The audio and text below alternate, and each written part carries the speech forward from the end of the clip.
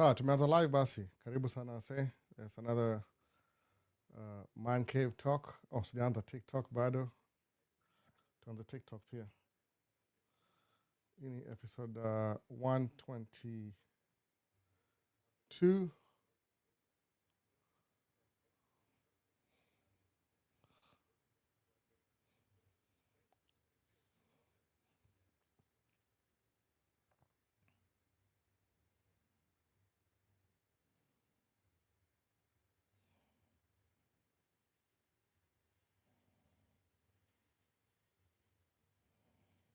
Angazie pick up tiko tuone kama nimeanza hapa hivi.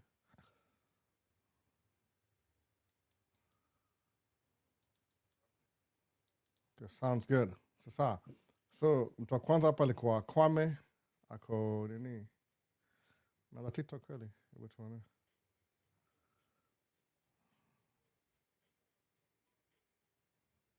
Oh, ishaanza. Sasa. So, hii ni Man Cave Talk. Welcome back. Tuko TikTok live na YouTube live. Welcome back. Hii ni Man Cave Talk live episode 122. Inaitwa live Q&A, no filters, just real talk. Kauna swali yote based on videos of last week ama last previous live. Unaweza uliza, ndio hivyo live session ile.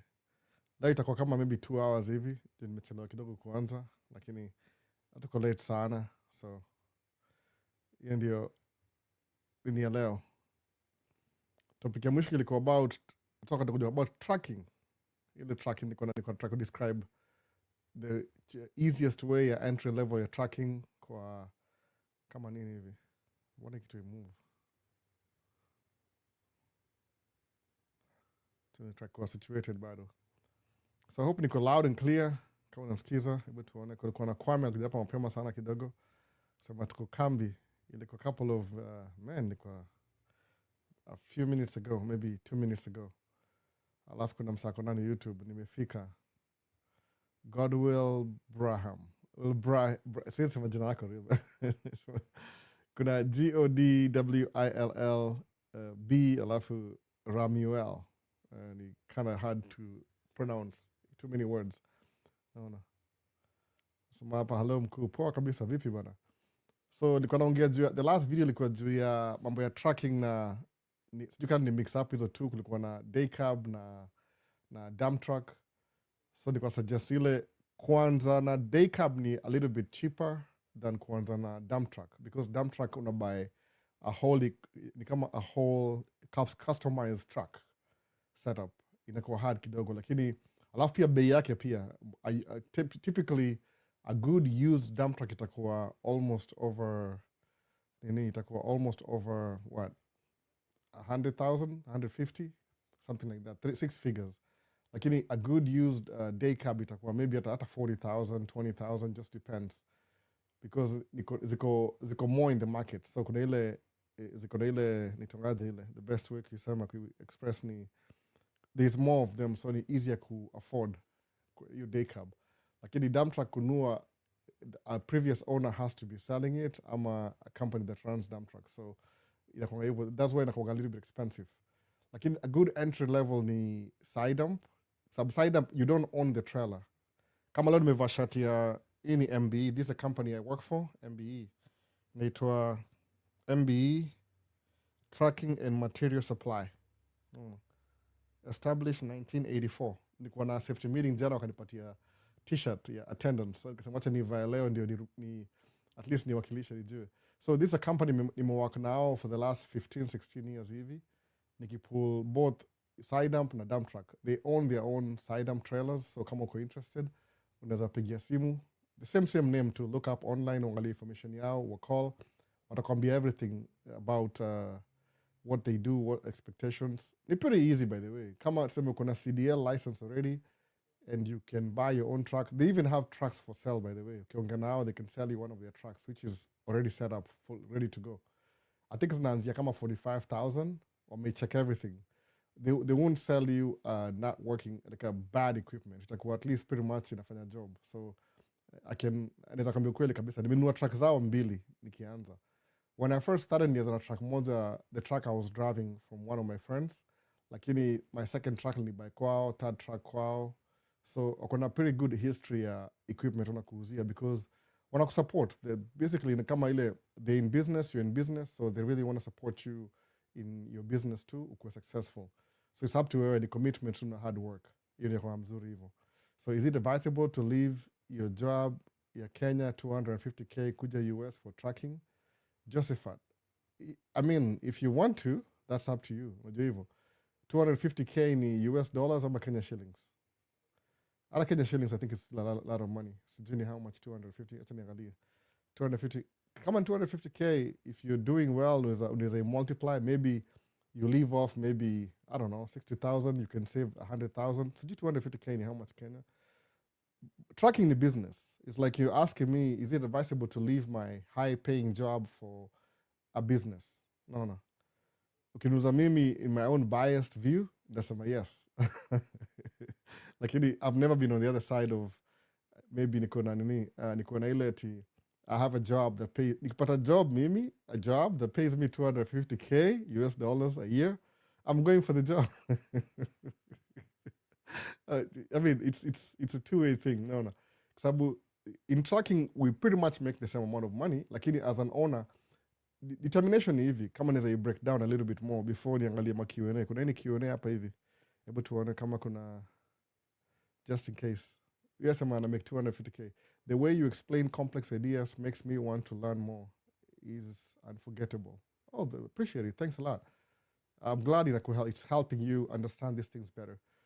I want everybody to succeed, by the way. As an older, since I'm too old, but maybe middle age, old, most of my experiences in I learn from the things I fail on. No. If I'm trying to do something, then when I fail on the thing, what's the next solution? What's the best solution to this problem ahead of me? Alafu naona, okay, well, una explore all the options. Alafu nasema, okay, this one seems like it's going to work out. Alafu naona, I jump on it. I try it again. If I succeed, I'll come and share with you. Why not? Konini? Because I know it's not everybody at understand your concept here. Sometimes you have to fail in some things to succeed. Lakini just bet on yourself, basically. Just bet on yourself. You can't bet against yourself. I mean, what else do you have to lose? Come on, what else do you have to lose? So anything you're trying to do, you fail on, find, okay, what's the next best solution? Alafu na look into it. So come on, unforgettable, that's really good. If you're learning from it, it's really good. Like it in two-way. In business, you can make $250,000 in business. The thing, you don't really need the background check. It's who you are, like basically right now, just a person. Say, oh, I'm going to go get my CDL license, stage 1. Okay, do the test, whatever. The process, no. You have to trust that process. To get license, that's maybe the first milestone. Then you'll buy your first truck, second milestone. Then you'll work hard. Probably when you buy your first truck, with a finance, it's going to be a loan from the bank. So it's okay. You're getting a loan from the bank. Then you'll finance your first truck. Then that's the third milestone, you pay it off. The fourth milestone, you start saving towards your next truck or your next venture, whichever it is. You have to know, lazima kuwe na goal. You need to have a goal. You don't just, I mean, even if you stumble into trucking and you get a license and you buy your own truck and you start making that kind of money, you won't be determined. You didn't go for an interview, ask for a job, negotiate with your employer, how much money, you're creating your own system. So if you want to create your own system, you have to take the first step. That's what I did, by the way. I didn't have a lot of options. Nikamna green card, that's true. 19 years ago, it's been a while. Maybe a lot of things have changed, but most of them are still the same. Because okay, I'm trying to rent a house. You need 3 times of your income to afford this house. So it's like you have an option, you think you can afford this house, but you need to have 3 times the income for that house. Ilikuwa another apartment on Main Street, good location, near everything. There was a library hapo, kulikuwa na maybe government offices, fire, police. The city, ilikuwa tu behind the city headquarters, basically, City Hall. Yaani City Hall ni kama tuseme ni walking distance, ni 5 minutes away. Naona. That's where I wanted to live. Nikaambiwa you need 5 times of your income to qualify for this apartment. Sema okay, then I can qualify. Nika settle for another place that was not ideal to me, right next to like a train, ilikuwa railroad tracks, naitanga hivyo. Railway line, basically, railway line. Nikaishi huko for a while, unamka asubuhi sikia train napita. Inakuamsha. So nikasema okay, next time nika realize okay, if I need to do something, I need to make more money to be able to qualify for this apartment. Nikaanza tracking. All of a sudden my income really quadruple. Basically, I actually did 4 times.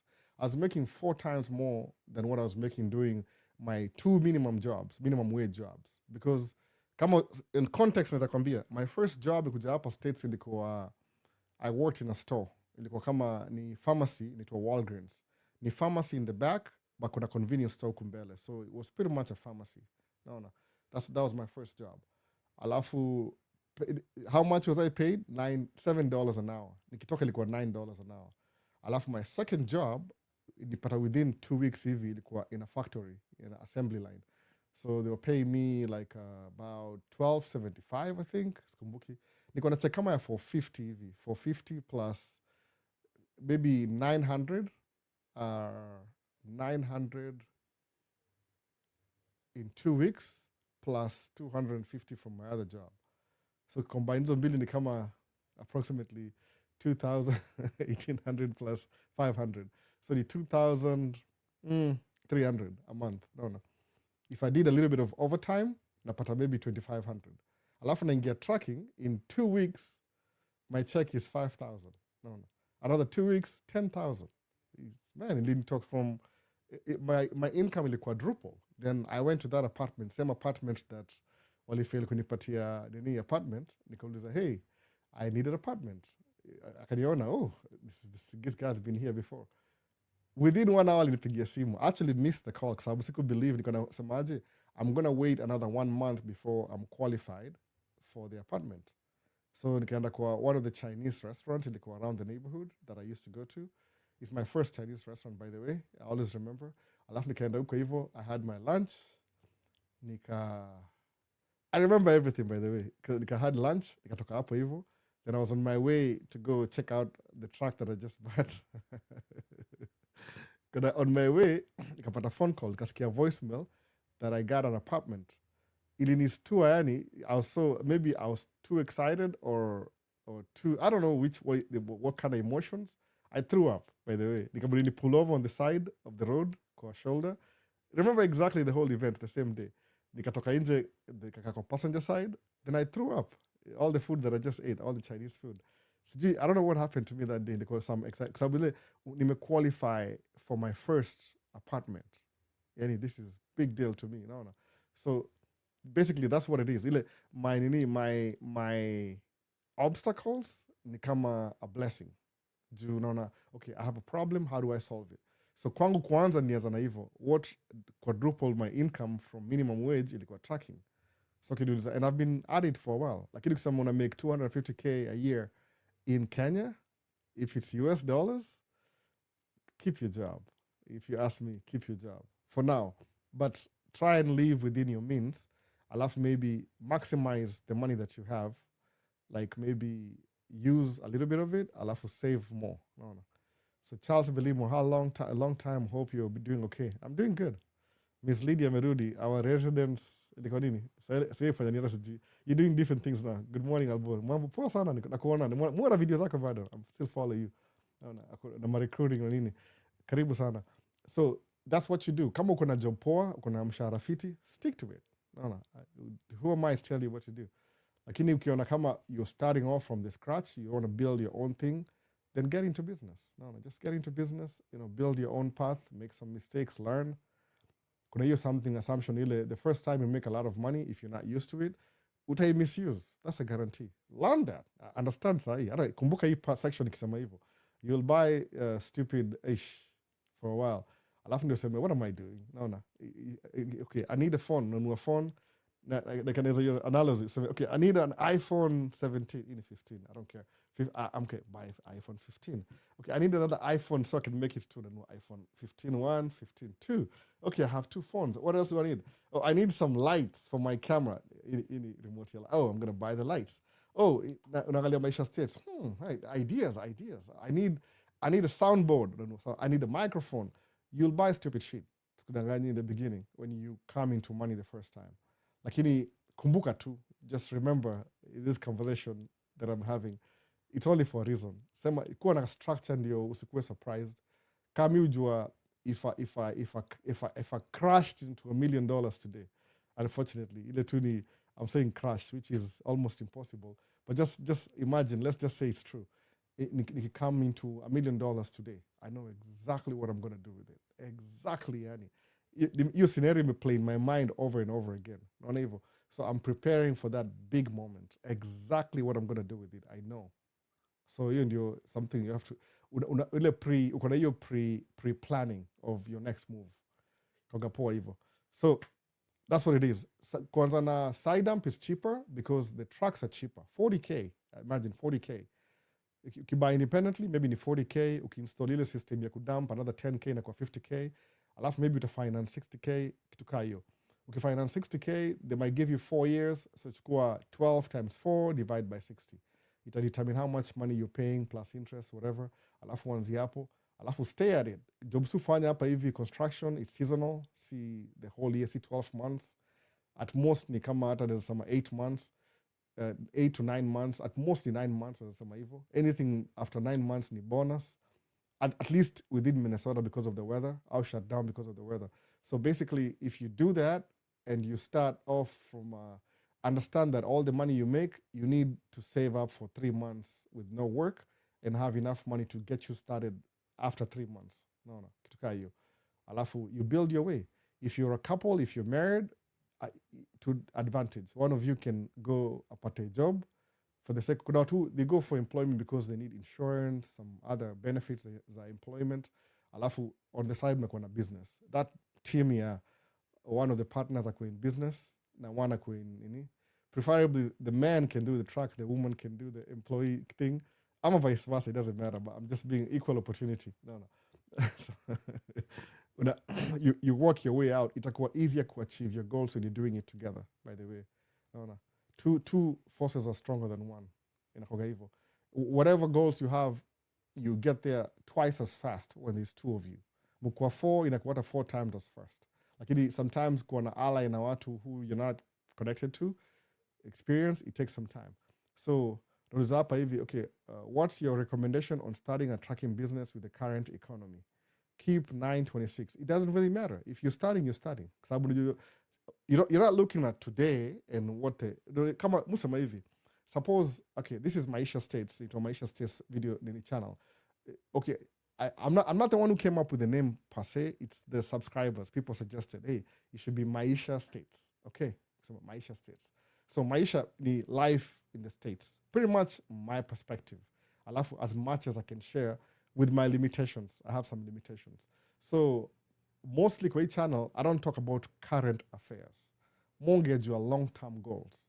So if you're trying to start a business, the long haul, itakusaidia. Sometimes even when the economy is bad, it's better because you'll get a good deal. Ukianza. As long as you have your plan, kuna backup na kila kitu. Miss the give up on business because the economy is hard. I just go through it. No, kawaida tu. You'll just go through it and you'll emerge victorious on the other side. So once you start, you start. Sisema ati kuna any naongea juu long-term goals. Juu si ati when you're in business tracking, it depends what kind of tracking though. Because I've moved from construction. Most of the time, every year, there's a project going on. There's things they have to repair. There's roads, there's bridges, there's maybe repaving, new development, demolitions. All these things happen every year in construction. Kuna new projects kama nini. I think Facebook Meta, the company, is expanding their data centers all over the nation.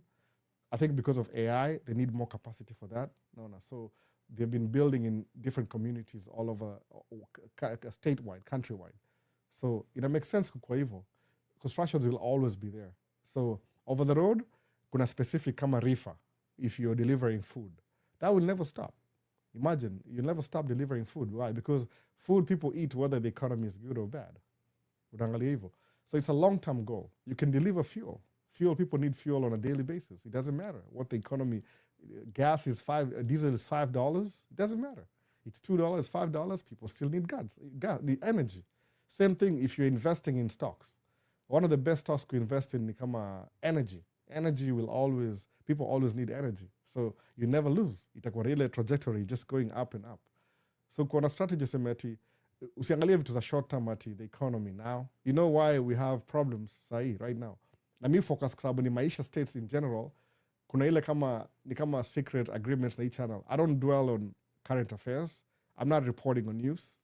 Mimi ile samangaje, if you think about the politics of the present politics, tomorrow they'll be relevant to you, completely relevant. No. You can do whatever you want. Ruto sijui ni term 1, 2 term, 1 term, whatever. It doesn't matter. Ukisema if he's president now, election ikuje, somebody is new in president, if you keep complaining about this guy, you got to complain about the next guy anyway. No. You change. It's just politics. Lakini, what about your personal development? Ukisema, okay, I'm going to start a business today. Kusema kweli kabisa, the only things that since nianze business, nimekuwa na upwards trajectory ever since. Few down the trends. Kama sahi ni economy. It's something I can't really help it. I'm not in the office. I'm not running for office. I'm a businessman. So gas is $5. 2022, gas was $5 too. Because ilikuwa ile war ya Ukraine na Russia. Russia invaded Ukraine, then gas went up. Then it went down. No. Then now it's up because of, I don't know if it's US and Israel attacking Iran conflict. It went up. It's going to go down. Does that change anything in the business? No, it doesn't. No. So the companies we work for, I'll keep up with it. One thing about the tracking, and that's one of the beautiful things I like about the construction scene, you're tracking, because of the contrast nature and everything, they always keep up with the cost of operations. I'll be honest with you, if I can remember the numbers. The first time in your construction, they were paying us $72 an hour, which is pretty good money, 15 years ago, by the way, $72 an hour. Kidogo ikaenda, I think 75, 77. Ikaenda 81, ikifika 81. From 81 ikaenda, I think 89. Then tukaenda kwa 92, tukaingia 96, tukaenda 99, tukaenda 105. I think from 99, immediately from 99, ilienda mpaka 115, immediately. 117, I'm sorry. From 105, 102 to 117. Sahi nasikia fununu sahi, kama more na track, I have tracks like different categories. Side dump ni 117, quad ni 120, quint ni 125 an hour. So nasikia sahi, they're about to get a raise of $10 above everything else. No. So India, one of the only fields in Mekua for a long time, there's actually kuna ile increment here, cost of operating business. Even though it's temporary, so what you can do ni ile, you can work 8 to 9 months on construction, then find something to do for 3 months. No, you can get a job, part-time job. Watu wengi mujua, they do like other jobs, like deliveries and whatnot. I was thinking about that, but my limitation is I have a younger kid who doesn't go to school. So if I'm not working, it's cheaper to watch my kid than pay for childcare. Because what ukiangalia ile value ni ile, when I'm watching my kid, my kid gets the privilege of being watched directly by their parents than a stranger who you pay, non-able. So that's my limitation. But probably that's not your limitation. It's mine, it's not yours. So unaangalia difference ni hivi. So kuna Artemo K5G asemaje, VP Elbow, leo nimeingia class live for the first time. But nimewatch podcasts zingine kama 10 za Man Cave since I discovered this channel last month. I identify with your podcast. Thanks a lot, I appreciate it. Yes, Diona Janako, Atmo K5G. I haven't really seen your name before. Lakini na appreciate sana. Kama ina resonate ni poa. So what I would say ni ile, if you have any questions, ama anything that can improve, ama you want us to talk about, sema hivyo. The reason why I do it kama Q&A ni ile, people ask questions during the week, alafu nasema niko na 1 week session ya live. Inakuwa more open-minded. Alafu over time, when my daughter gets older, I'll get back to ile kuexplain vitu in details. Naona kama YouTube inanisuggest here, I don't know why they're suggesting that I should do a members only content. I think so. I don't know. So I'll do, basically itakuwa different. Itakuwa do the same thing I'm speaking about. Lakini because wanasema, I don't know why they're asking me to do a membership. Nasema maybe analytics. They keep telling me I should do a membership only channel. I mean session. So what I'll do ni ile nda repackage to the whole thing into a membership. Ile kama ile step by step. I'll have to improve as we go. Of course ndashare na kila mtu, but if somebody wants to be part of the membership, itakuwa ile reserved for members only, ile specific, systematic. Junimonge na mse jana, by the way, I talked to a lot of people. Hata ningemuuliza permission, sitaki kumtaja juu ni mtu very famous ako hapa hivi. Ukiangalia live za last year ama the previous year, he was very active kwa live. Ako hapa US, amekuwa hapa for a month. Amepata license, I think 2 days ago, alipata driver's license. Alisema his own words, tuliongea naye jana. We didn't talk for long, lakini tuliongea kidogo, catch up. I have his number, we'll keep in touch more. Alisema one of the things imemsaidia sana kwa hii live ni ile, everything I do na Maisha States, because it's so authentic, according to you, I'm not really, I'm just quoting. Ile, when I'm doing my driving videos, when I'm talking about life, vile amekuja hapa hivi a month ago, na the knowledge, prior knowledge alikuwa naye because of Maisha States, it's made his life so easy, by the way, so easy. I'm in a driving test. I'm a past driving test. I mean, it was how long do you have to take before you do tracking? Like I'm sure as soon as possible. Don't even wait for it. No. Yeah, wife yake alikam kama nurse in the beginning. Alikam kama nurse. I think maybe a year ago. Alafu the family was able to join her a month ago. 3 kids and a husband. So now it's a whole unit together. Alafu amepata driver's license. So he's on his way. And I'm really happy I mean, it's just so good to understand that akienda driving. I didn't even know that because amusemaje try to replicate my life. Like I try and make videos based on the name of the channel, Maisha States. So when I'm driving, camera yangu ezimiki, I'm not cutting clips, I'm not reporting news. Muweka tu streaming. I'm driving from this point to this point. So amesema alikuwa na watch nikidrive, subconsciously mind yake ilikuwa inapikiza hint. So vile ameenda driving school, based on my videos, imemhelp navigate through life as a new immigrant faster because of Maisha States. I was so excited. I'm like, wow, it's good to know that. Because it's just really, it's making his life easier, which is the point of the channel. Sababu mimi kuja hapa hivi nasemaje, most of the things I do, I'm not gatekeeping information, by the way. I'm just giving you the real deal. Let me vashati ya MBE. This is a company I work for, by the way. Ni kama brokerage, so work nao kama subcontractor. Inaitwa Material Tracking and Material Supply, MBE. If you look them up, you'll see them. This is a company I work for. One of the companies I work for, but more prioritize out because to have a long history. Nimebuy track mbili kwao. They've treated me maybe it's 70% well, 30% not so well. Not their fault. It's just some individuals here and there. But I mean, unaangalia the big picture. They don't really have to treat me well. Ile patile, the most important part, we are on good terms, by the way. No. So basically, this guy is doing well, and I thrive. I'm gonna get licensed just based on a video. Do you know how? Man, it's funny because sometimes move second guess. Should I do a video or should I not? Nasema okay, kama Jack, should I do a video? I was running errands yesterday. Nikaona man, I don't have anything to talk about. Lakini sababu sema kuna any questions, kuna anything? Nasema hapana.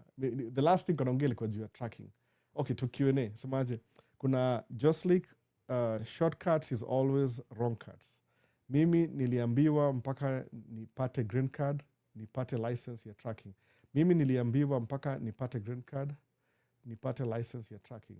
The smart, don't listen to people though. Fanya hivi, the best way ni ile, try and do it yourself, mpaka ukwame. Alafu one, why did I get stuck? Because of this and that. If it's something you have to do something to get there, do it. So that's what happened to me. Everything for life in my life, at least in the United States of America, since kuja hapa hivi, nimekuwa ile every time napata obstacle, then I try and figure out how do I overcome that obstacle. Alafu 9 times out of 10 na overcome. Alafu nakuata kama like a master of it sasa. I can speak about it. So kuna Vincent hapa hivi alikam kitambo asema, hello brother, Doing good, Vincent. Nice to see you. Kuna nani mwingine hapa? Kuna Camry Coleman. Hi. Camry Coleman asemaje? Asema, can I sub to you? Go ahead, just sub. Go ahead. It's free. Subscribing is free. Awesome. Alafu nani asemaje? Climate Lux asemaje? Hey all boys, grateful for your encouragement on cruise ship jobs. Nilipata job offer January 2026 na Carnival Cruises cruise line. Niko on board process. Tuesday I did my C1D visa interview nikapata. Good man, Climate Lux. Kwanza wewe umetoka mbali wewe. Last year tu amekuja tu boom akaanza channel. Come and experience it. Utakuwa on transit, but it will give you a snippet of the other side of the world where you've never been to. Alafu itafungua macho. You'll see some stuff. Naona. If you've never flown internationally before, itakuwa your first time. Naona. Kama mimi musema ile, I need to travel more. Honestly speaking, I need to travel more. Sabu my first time to fly a plane, which is, I mean, usema kama kuna watu 8 billion in the world, the people who've been in an airplane ni kama 25% of the population, the whole world. Majority of people have not flown anywhere, by the way. So me, the first time nilifly a Boeing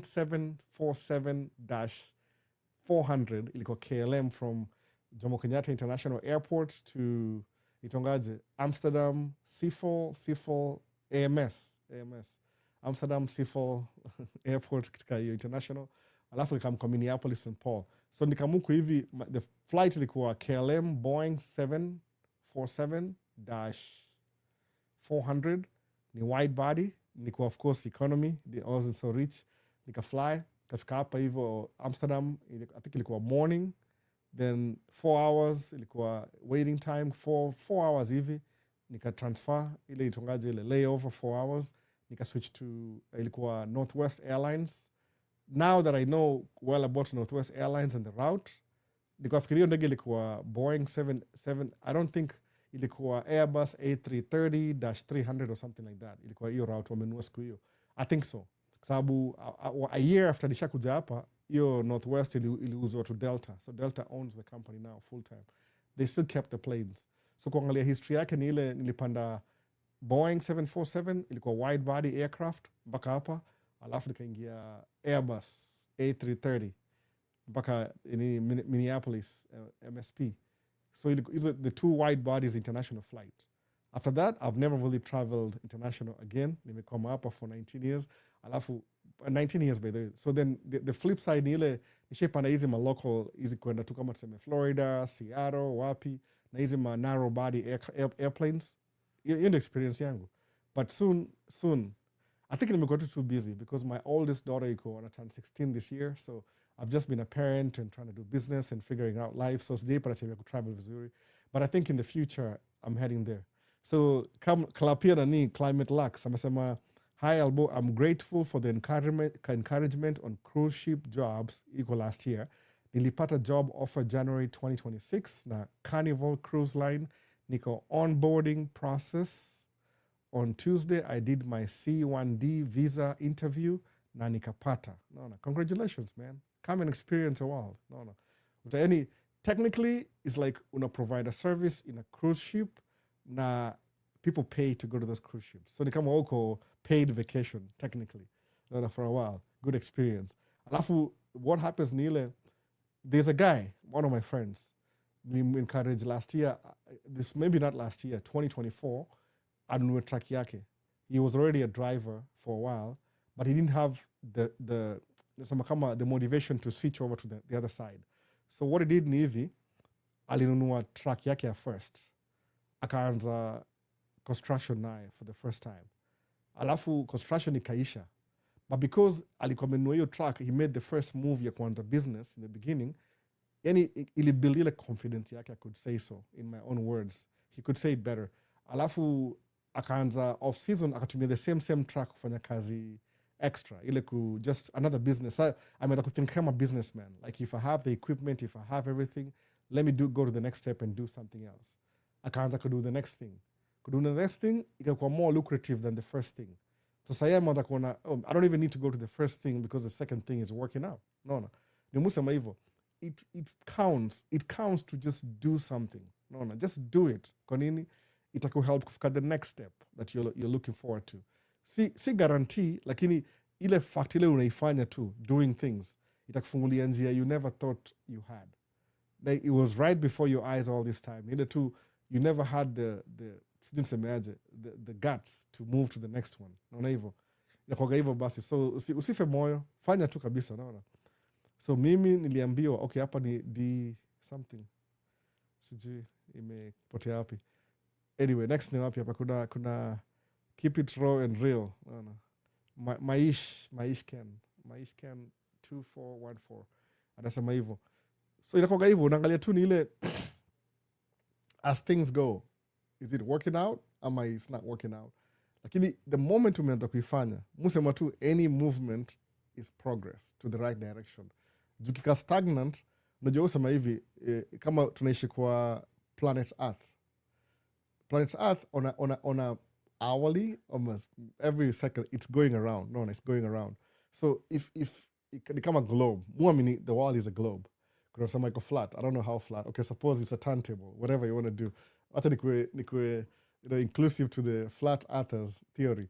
So if the earth is flat, alafu umesimama hapo hivyo on a dot on the flat surface, ama on the globe, it's moving and you're stagnant. Utakuwa tu hapo hapo. Unaona? Uta move mahali. Lakini the moment you start moving, it's moving anyway without you.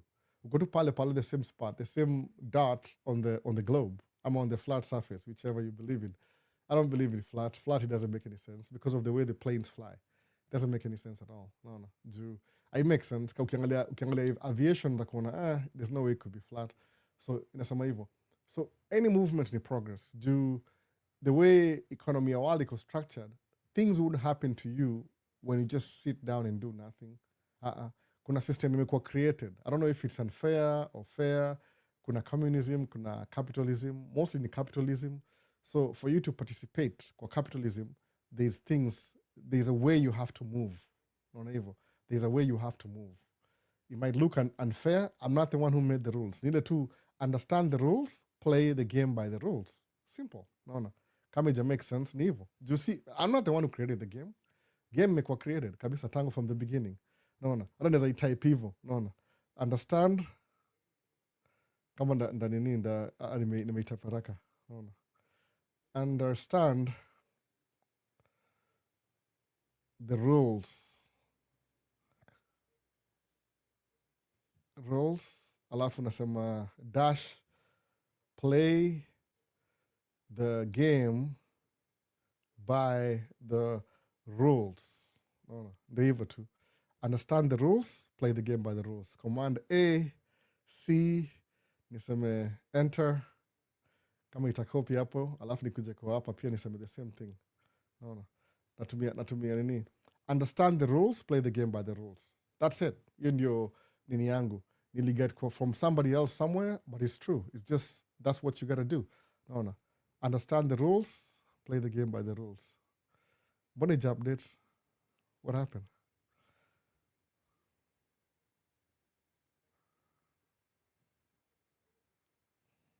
Nakataa. Sijui nini mbaya inafanyika hapa hivi. Anyway.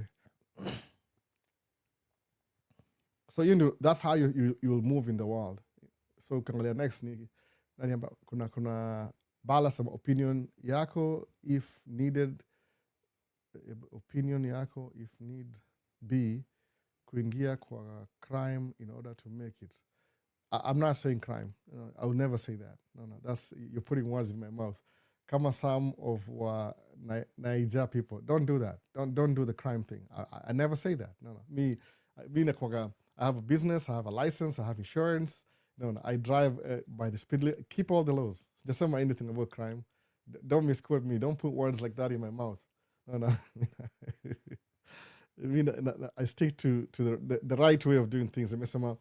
Know the game with the rules, play the game by the rules. Manisha, if there's a law about the country, you keep the law. That's it. I don't say don't keep the law. That's not me. Now you're putting words in my mouth. I didn't say that. No. So I believe when somebody understand the rules of the game, play the game by the rules. Simple. Naona hivyo. Ukisema mimi nimesema, I didn't say that. Tena kama TikTok inaendelea juu naona comments as nini. I don't know what I did. sometimes inasema ni kama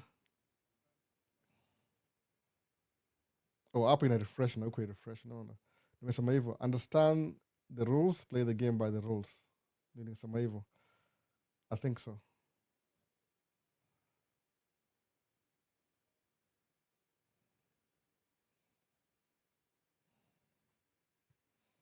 Mbona i refresh hapa? I don't see any comments na refresh. Inaenda kama inanyamaza tu, naona imebaki stagnant, lakini hapa naona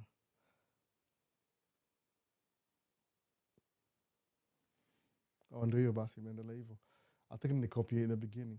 So nimesema hivyo, ile kama kuna hivi, kuna ndio nafika ni ule content creator wa kumanifest hiyo camera, but niliona hiyo video ya track ukisema utasoma construction, naisomea saa hii kampo, tutafanya hiyo job pamoja in future. That's good, man, that's good. I knew it.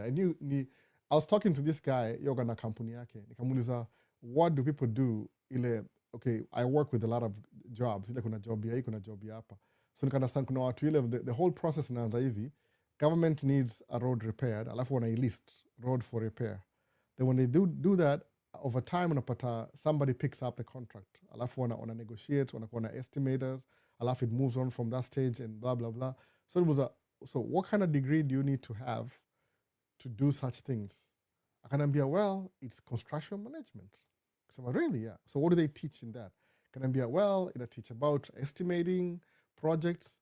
Sasa to be on the safe side, if you're advising somebody to join construction, kama kwa US, for example, there's some example hapa US, because that's what the topic was based on.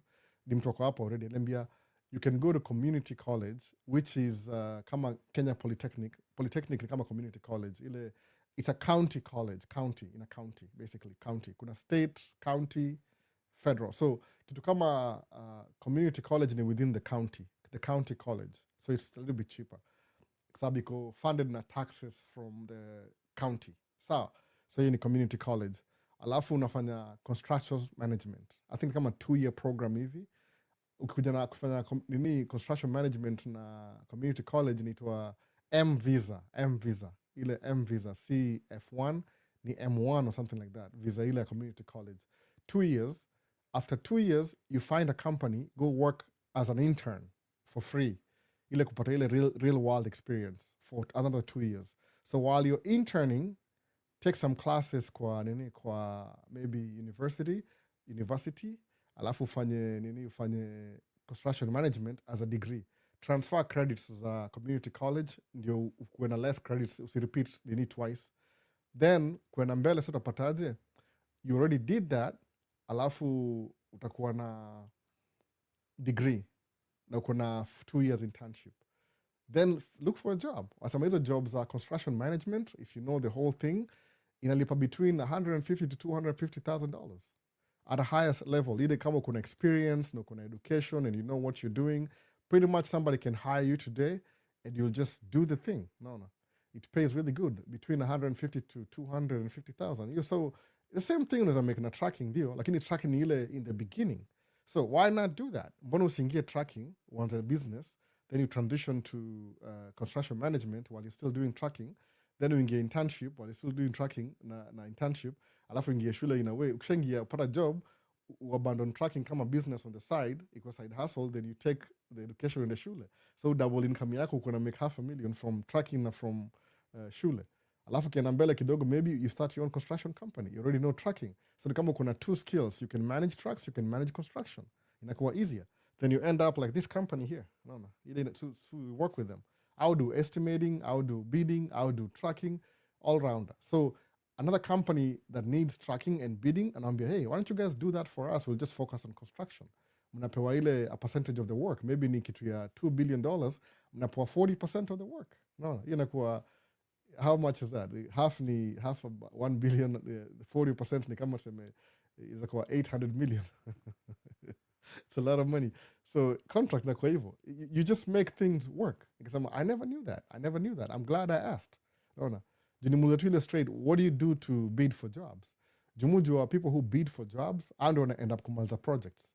Kuna project manager, so ni construction management.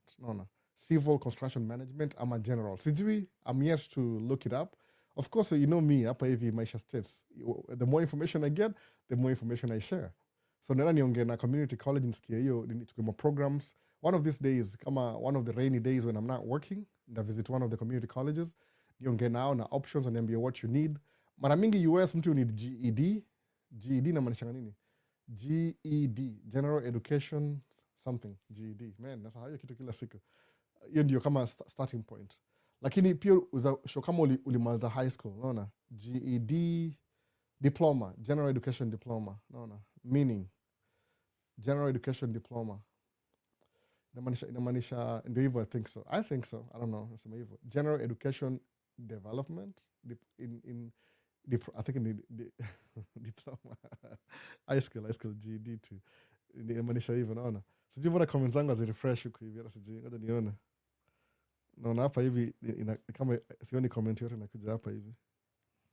Opinion yako, hii ni YouTube. Semaje? Opinion yako if needed ni kuingia. Naona hiyo ndio imetrigger. Naona. Hii ni YouTube, which is which now? I don't know which one I'm doing. TikTok. Imestop, tusioni kama ki refresh comments ama watu go down, sijui. But anyway, ndio hivyo, hakuna nini yote. It's good when there's no more questions left now, the live mapema. Umeona? So kuna GED, requirement ni GED basically. Kuna GED unakuwa sawa. Yani ile GED, General Education Diploma. Alafu unaingia community college, unaona? If it's not so, they'll give you some entry level exam. No rush. Unajua no rush, unaona? Mi sijachukua GED. I should. There's a fajata from home. Kuna classes za usiku. But it's something I'm considering. You never stop from elevating your personal lifestyle. Not even. Always elevate. Usiogope. So ingine ni ile understand. Hii ni mimi nisema hivyo. Understand the rules of the game. Play the game by the rules. Hii ni kama tu ile idea ile tu. Something you can live by. Kuna rules out there. Kuna game out there. So understand the game. Play the game by the rules. Utakuwa sawa. So hapa hivi kuna asemaje JR Junior, JR Caring. I was watching through 55 minutes of truth video, the one you talked about buying a house, but I got the same while I was reading the book Psychology of Money, which I'm done, by the way. Amendelea. By the way, okay, I'm done. By the way, asemaje, by the way, amendelea. I started Rich Dad, Poor Dad on my second chapter, thanks to you. Oh, thank you. That's really good if it's helping you out. I get it. Sabu, hata mimi, if I talked about the housing thing, chances are I got the whole idea from the same book, by the way. Ile tu, mufanya hivi, when I read a book, everything I learn from the book, muandika notes. I don't have my notebook over here. I don't spend so much time hapa hivi, by the way. Hapa mufanya tu live, alafu I'm gone for the whole week. I can come here occasionally, maybe could try to rearrange vitu, but I don't. My office is upstairs. Ile kuna everything. So when I read a book, nikipata some idea that strike me like it's important, I write it down. By the way, I write it down. Alafu na ingest. It's like I let it get into my system. You're buying a house, it gets into my system. Unaangalia juu kuna watu, they staunch believe you should never get into mortgage. Keep renting, you're saving money, which is true from the ideology. Ni kama ukiambia mtu aje, muaga very careful. Like I wouldn't tell you like, hey, don't follow your religion. That's not what I would say. Okay, ukiangalia kama tuseme Christianity, example, there's so many problematic things about Christianity. So much problematic. If you're analyzing, itakuwa very problematic. Unaona? Na kuna watu wamechoose basic faith. Unaona? Sema tu, there's these teachings, they need structure in their life. There's a structure. Kuna mtu labda ni Muslim. There's so many problematic things about the scholarship ya Muslim. Kuna Buddhism, kuna all these religions. Kuna so many problematic things about the formation of your religion na kila kitu. So many things with a peak problematic. Lakini if you're doing it anyway, based on your own faith, that gives you structure, who am I to tell you that, hey, you should abandon your religion? Then what? Follow me? No, I don't want you to follow me. Do I have any structure myself? Probably not. No. So why would I do that? I'm not going to tell you to follow me. So the thing, just determine your trajectory based on your ile structure that you have. Kama ni Christianity, angalia the basic faith ya Christianity ni nini. Musikia kama basic faith ya Christianity ni treat others the way you want them to treat you. No. So ni kama treat others the way you want them to treat you. Mwana hivyo. In a positive way though. See that if they treat you bad, you treat them bad. An eye for an eye, okay, whatever that is. But ile kuna hiyo ideology. Kusema ati who was Paul, who was Matthew, kienda ile nitty-gritty, advance, utakuwa disappointed. But somehow it gives you structure ya kubuild character. That's what's important kwa religion. Basic faith ni muhimu kwa religion. See kujua what I knew, this and this happened. If you want to do that, unfortunately mimi, at some point nilikuwa na explore religion. Ni explore sana religion mingi sana. Nikapata there's so many problematic things about them. Lakini did it affect my life? Nikasema hapana. Niangalia zile principle ile, naona, live and let live. Kuna ile fairness, justice, naona, don't treat people unfair. Ile tu overall. So kusema unaangalia the best things kwa religion, you use those as your structure to build your structure. Sababu you need some form of structure. Naona hivyo kwa life yako. So kama ni religion, sawa. Take it. Naona, ride with it to the sunset if you want. That's okay. But usiambie mtu ati hii yako ni mbaya, so what? So they can follow you? No, don't do that. No. Ataka unajua, even if you know the Gnostic Gospels, iko contrary to Christianity Gospels. Okay, if you want to study, yeah, I know a little bit about the Gnostic Gospels.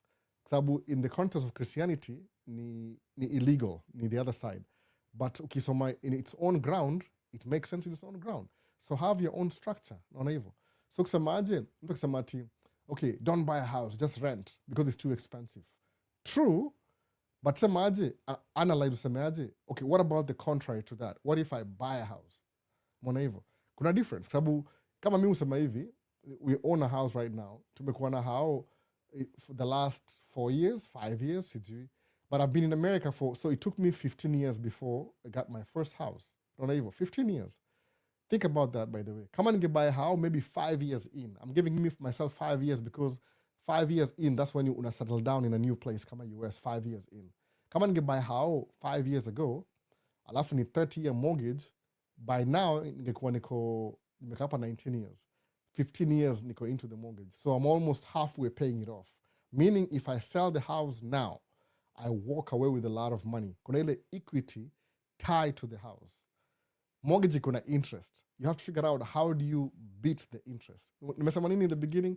One of the things in Milan kwa life hapa states ni ile, you see the obstacles in your life and you learn how to overcome your obstacles. Ukiwa na hiyo principle, things will be okay. No. Hata when you're struggling to sema tu, the struggle is real. It happened.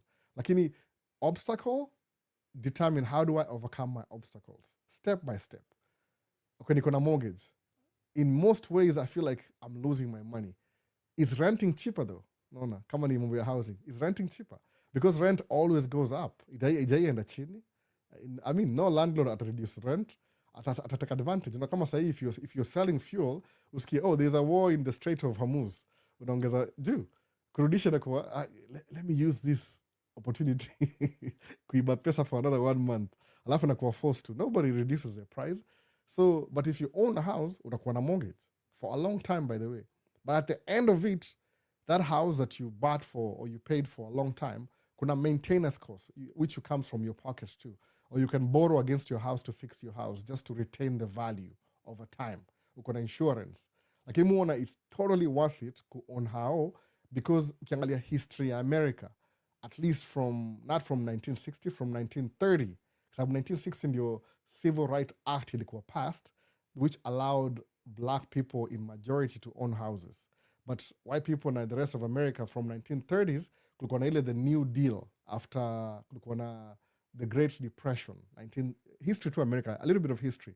So ukiangalia which people walinunua houses in 1930s, how is their family doing now? No. Anybody's parents who took advantage of the government program in 1930s, sai the wealth is still intact in their family, second generation, naona hivyo. Meaning buying that house then iliwa benefit could build kama generational wealth, or transfer your wealth hiyo how to the next generation through owning a house, the most basic thing. Lakini mtu alirent from 1930 unless alianza business ingine which has nothing to do with the property ile transfer, unless alianza business ingine. Kama alikuwa employee, the kids are still trying to figure out how to build wealth through home ownership. Unaona hivyo? So naangalia vitu kama hizo. Yeah, renting is expensive, but rent always goes up. Mortgage is expensive, but once you start paying mortgage, freeze. The only thing that goes up kwa mortgage is insurance every year. Na property tax. That's it. Hizo mbili. Lakini if you focus on making money, itakuwa tu kawaida. Alafu at the end of it, back in the generation wealth that you can pass to your kids. Because chances are, 30-year mortgage, 30 years with your kids, we shall pay off how? You can sell the house, distribute the money to everybody, come a down payment, they buy their own houses, then you know, move on, and anyway. So that's what I would say about buying a house. So chances are, history ya kubuy a house, 55 minutes, maybe I got it from that book, because I'm sure some of your book tena, which I think I should read them again. It's just my books are not safe right now, because my 2-year-old, akiona karatasi, I feel like every piece of paper in front of her is waste. So shepard amedump kitabu yangu kwa trash just because, I mean, she's learning things. You know, I can't blame her. You know, I'm so anyway. Niko biased. In case ukose green card, is it good someone akam huko then atafute job? The general coffee. Hakuna hiyo story ya kutafuta job. Kuja hapa kwanza alafu uangalie your options. If you can, kama unaweza kuja States na visit visa, musema hivyo, kuja tu. Kama kuna ability ya kupata visit visa, ile you're visiting and come back, kuja uone. It's different when you come by yourself. Ukuja hapa by yourself alafu jione. Itakuwa different from when somebody tells you something. So ukinuza, in case, I can't tell you what you want me to tell you.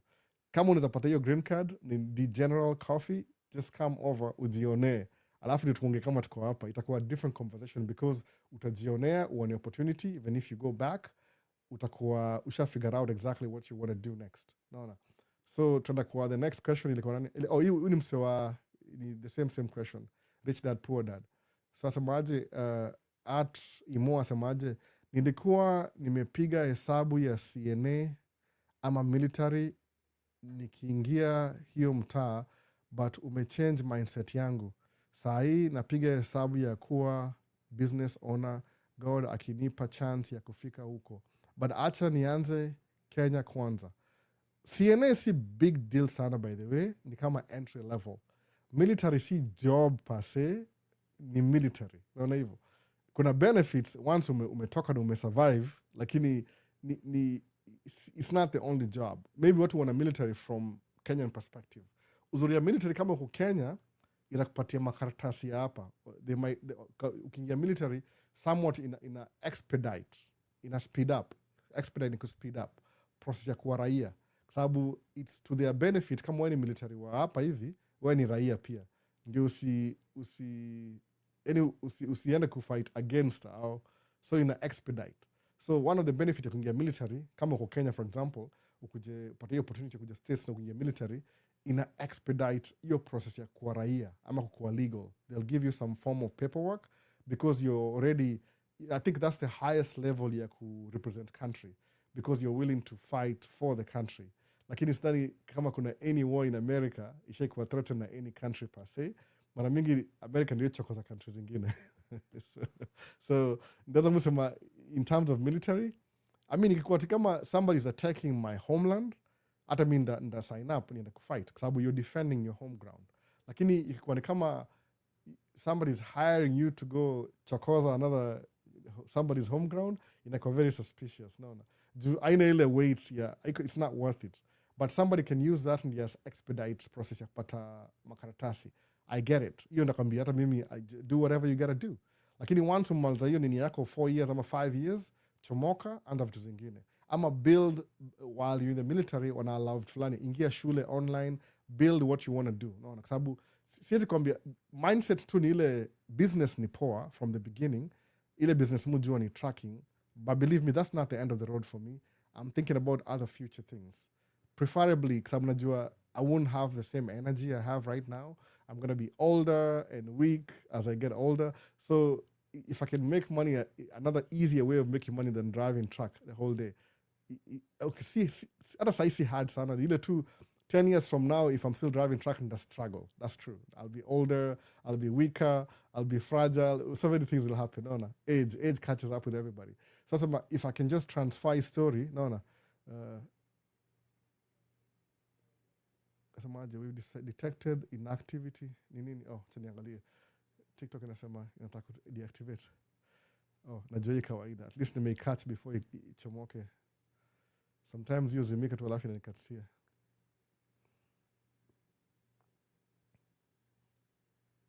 Verify. Acha ni verify TikTok. I'm still live.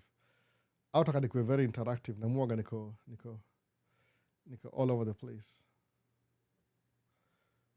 Nimekubali sasa. So that's good. Good to know. Live. So CNA ni certified nursing assistant. Ni entry level nursing. So si big deal sana. Alafu inakuingisha ndani, alafu unaanza grow from that. Most people who are doing nursing, like unachukua kama RN program, registered nurse, utakuwa CNA in the beginning. Most people, sababu you're already in the field while you're going to school. No. Alafu once umekuwa RN, you could still be in the same field, alafu unadu tu more responsibility. Now you become in charge of the CNAs. Alafu nenda kusoma, unakuwa more responsibility, now you're in charge of the nurses. Alafu unasoma, unakuwa more responsibility, now you're in charge of the yani unaanza na CNA, wewe ndio uko chini, unakuwa nurse, you're in charge of the CNAs, unakuwa head nurse, unakuwa in charge of all the nurses and the CNAs. Alafu ina grow tu, alafu unakuwa head of everything, unakuwa in charge of the 3 levels down. So CNA ni entry level. Military ni kama job in expedite. If that's what you want to do, that's okay too. Do what you gotta do. Nakambia hivyo. Mimi sisemi ati kuna limitation. Do it, man. Do it. No. So ndio hivyo. But CNA si ati ni job. Ni ile tu one of the most easier job ukianza naye ni kama entry level kind of.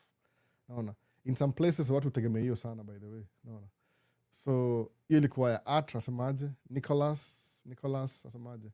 Nicholas Chemelil asemaje? Hi Albo. So my question is, with side dump, will I get busy like dump trucks? And if I reach my launch business, if I am ready to launch my business there, can I reach for assistance? Thank you. Hata si mipeke ukuja, if you're here, for example, side dump in our city, hapa Mwishi, Minnesota, Minneapolis, St. Paul area, Twin Cities, kuna so many people watakusaidia, by the way, ukiingia. So if you come over, hata mimi kama siku hapo na kuintroduce kwa more people who you'll talk and you'll be able to, watakusaidia kila kitu. Basically, it's the same thing. Ile tu ni a few corrections here and there. But the general aspect, kile mu explain, hata sijui kama nimeficha anything, it's just what I do. Like if you watch my video, siwezi sema exactly ni gani, Jumu make so many videos. Najua by YouTube, they want you to be consistent. So, hata sikumbuki the last time they make video na side dump. Just could drive side dump last year. Maybe ilikuwa 2024, niko na side dump. Kuna playlist imeandikwa side dump truck. So if you watch those videos kwa una time, hata select uone ile kama round trip. How does a job look like? Naingia na loadiwa na peleka na dump hivyo. Mostly nikienda kudump more na making a video. But siku hizi nimekuwa more practical kama dump truck. When I get time, kama job ya kesho siwezi record, labda na record on my way to the job and on my way back. Probably on my way back I'll be too tired. So if I can, on my way to the job na record. Lakini job yenyewe ni on-site. On-site is very tricky because ina change abruptly. So it's hard to keep ile, even if I'm recording, takuwa very distracted kind of record. Mara moja nikirecord video kana drive track, mutafuta ile the best opportunity, mali hakuna pressure mingi, alafu na record. Because ile unatu, tuna do the same thing, we're doing the same thing coming back, the same thing. Alafu naona kama kuna 45 minutes to 1 hour, naona yes, I can sneak in a video, alafu na sneak in video. Mostly mu do the first ama second load hivi. Lakini overall, kwa job kama ya kesho, itakuwa very hard to record. Naona. Juu ina change, every trip ina change. So it's kind of hard to keep up na hiyo nini. Kama niko comfortable, ndaona. But ukiwatch tu video moja ya, sababu kama alisema sakti jina yake, alisema he watches my video when I'm driving somewhere. Alafu naona vile na turn, na indicate, na do vitu. So just ile visual, ilistokwa ile memory yake ya mind. When he came over, when he was doing his test, alipass test based on watching my videos. Ilimpatia ile awareness. sababu ni kama aliona kama mind inamkumbusha, it's like you've been there before through the video. Unaona hivyo video iko very powerful, by the way, iko very powerful, amini usiamini. When you see things happen in real time, inakuwa easier kuzicomprehend na kuiunderstand.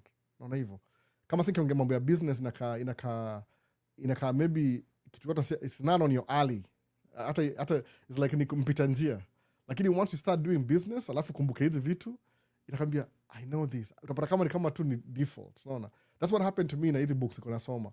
I read so many books every time niko off season, so when I started implementing these things ni kama niko na ability fulani ile I don't even know I have it. Why? Because I have the knowledge already, ni ile I've never used the knowledge to my advantage.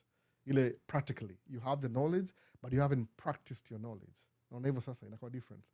So when you start practicing your knowledge inakuwa better off.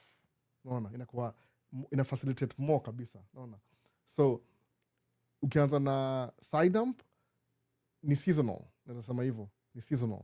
Itaanza maybe musema kuanzia March paka you might go till December, but let's cut it off after Thanksgiving hivi November, the third week of November inakuwa slow. So if you are available December ni bonus, January ni bonus, February ni bonus, March ni bonus, though kuna something called road restrictions. So musema between March ni nafa April hivi, tuseme April, inafanya January, February, hizo ni side dump iko na very short season because of ile capacity yake ile.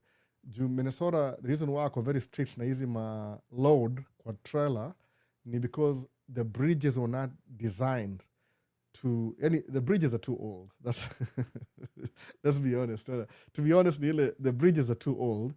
They were not made for this kind of weight. No. That's why inakuwa trouble. Ukiona kama state fulani iko na very heavy bridges, you can do more tonnage. So Minnesota got very strict na weight restrictions because some bridges, most bridges zilitengenezwa 1930s, 1940s. So haziwezi handle hii weight ya sahi. Very few can. Naona.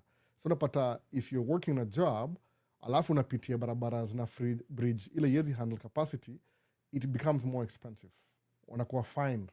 So unapata it's eating up on your profit. So you're better off shutting down for a month, alafu weather kisha kuwa poa ni resume tena. Naona. Alafu most of the winter jobs ni za kilo, za more weight because people are trying to move stuff to remote locations. Naona. Ni kama ice road truckers kind of. Naona. So inakuwa jime freeze ni poa but you ku unfreeze inakatia kidogo job. Tuendelee basi. Saa kwa next ni gani? Kuna do you think precise is a good price for what's that? Precise is good price for 5 and 2 for 1,000 guineas. I don't know, man. I don't know if it's a good price. Maybe. I have no idea. I'm interested. I have no idea. I'm interested in understanding the tax system in the US, especially for business, because it's only a fool who will not start a business in a country of unlimited opportunities. I mean, why not business? JK, did you watch interview ya nani? What's this guy's name? IQ Watson. Alisema hivyo, write-off. Maybe that's why. Business inasaidia, but you have to really be... Ni kama hivi. Nasema briefly, it's very complicated.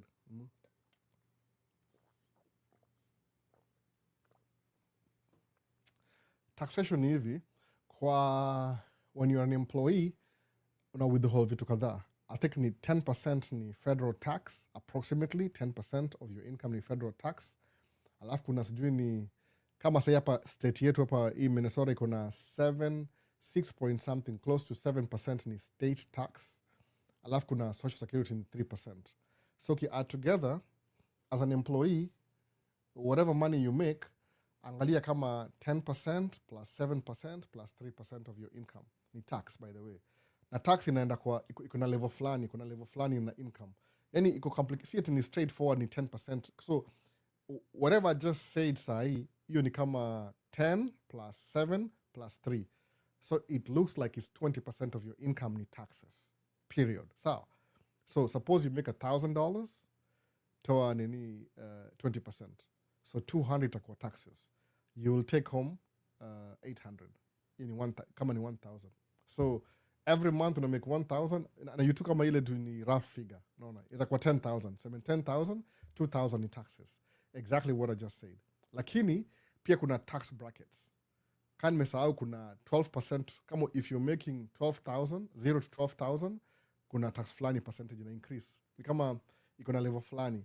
Alafu kuna 12% of 12,000, kuna maybe ni 12, 10, 12, 22, 24, 32, 34, 37. 37 is the highest percent your tax as an employee. So, but 37 is like you're making $250,000 and over. The more money you make, the more you're taxed.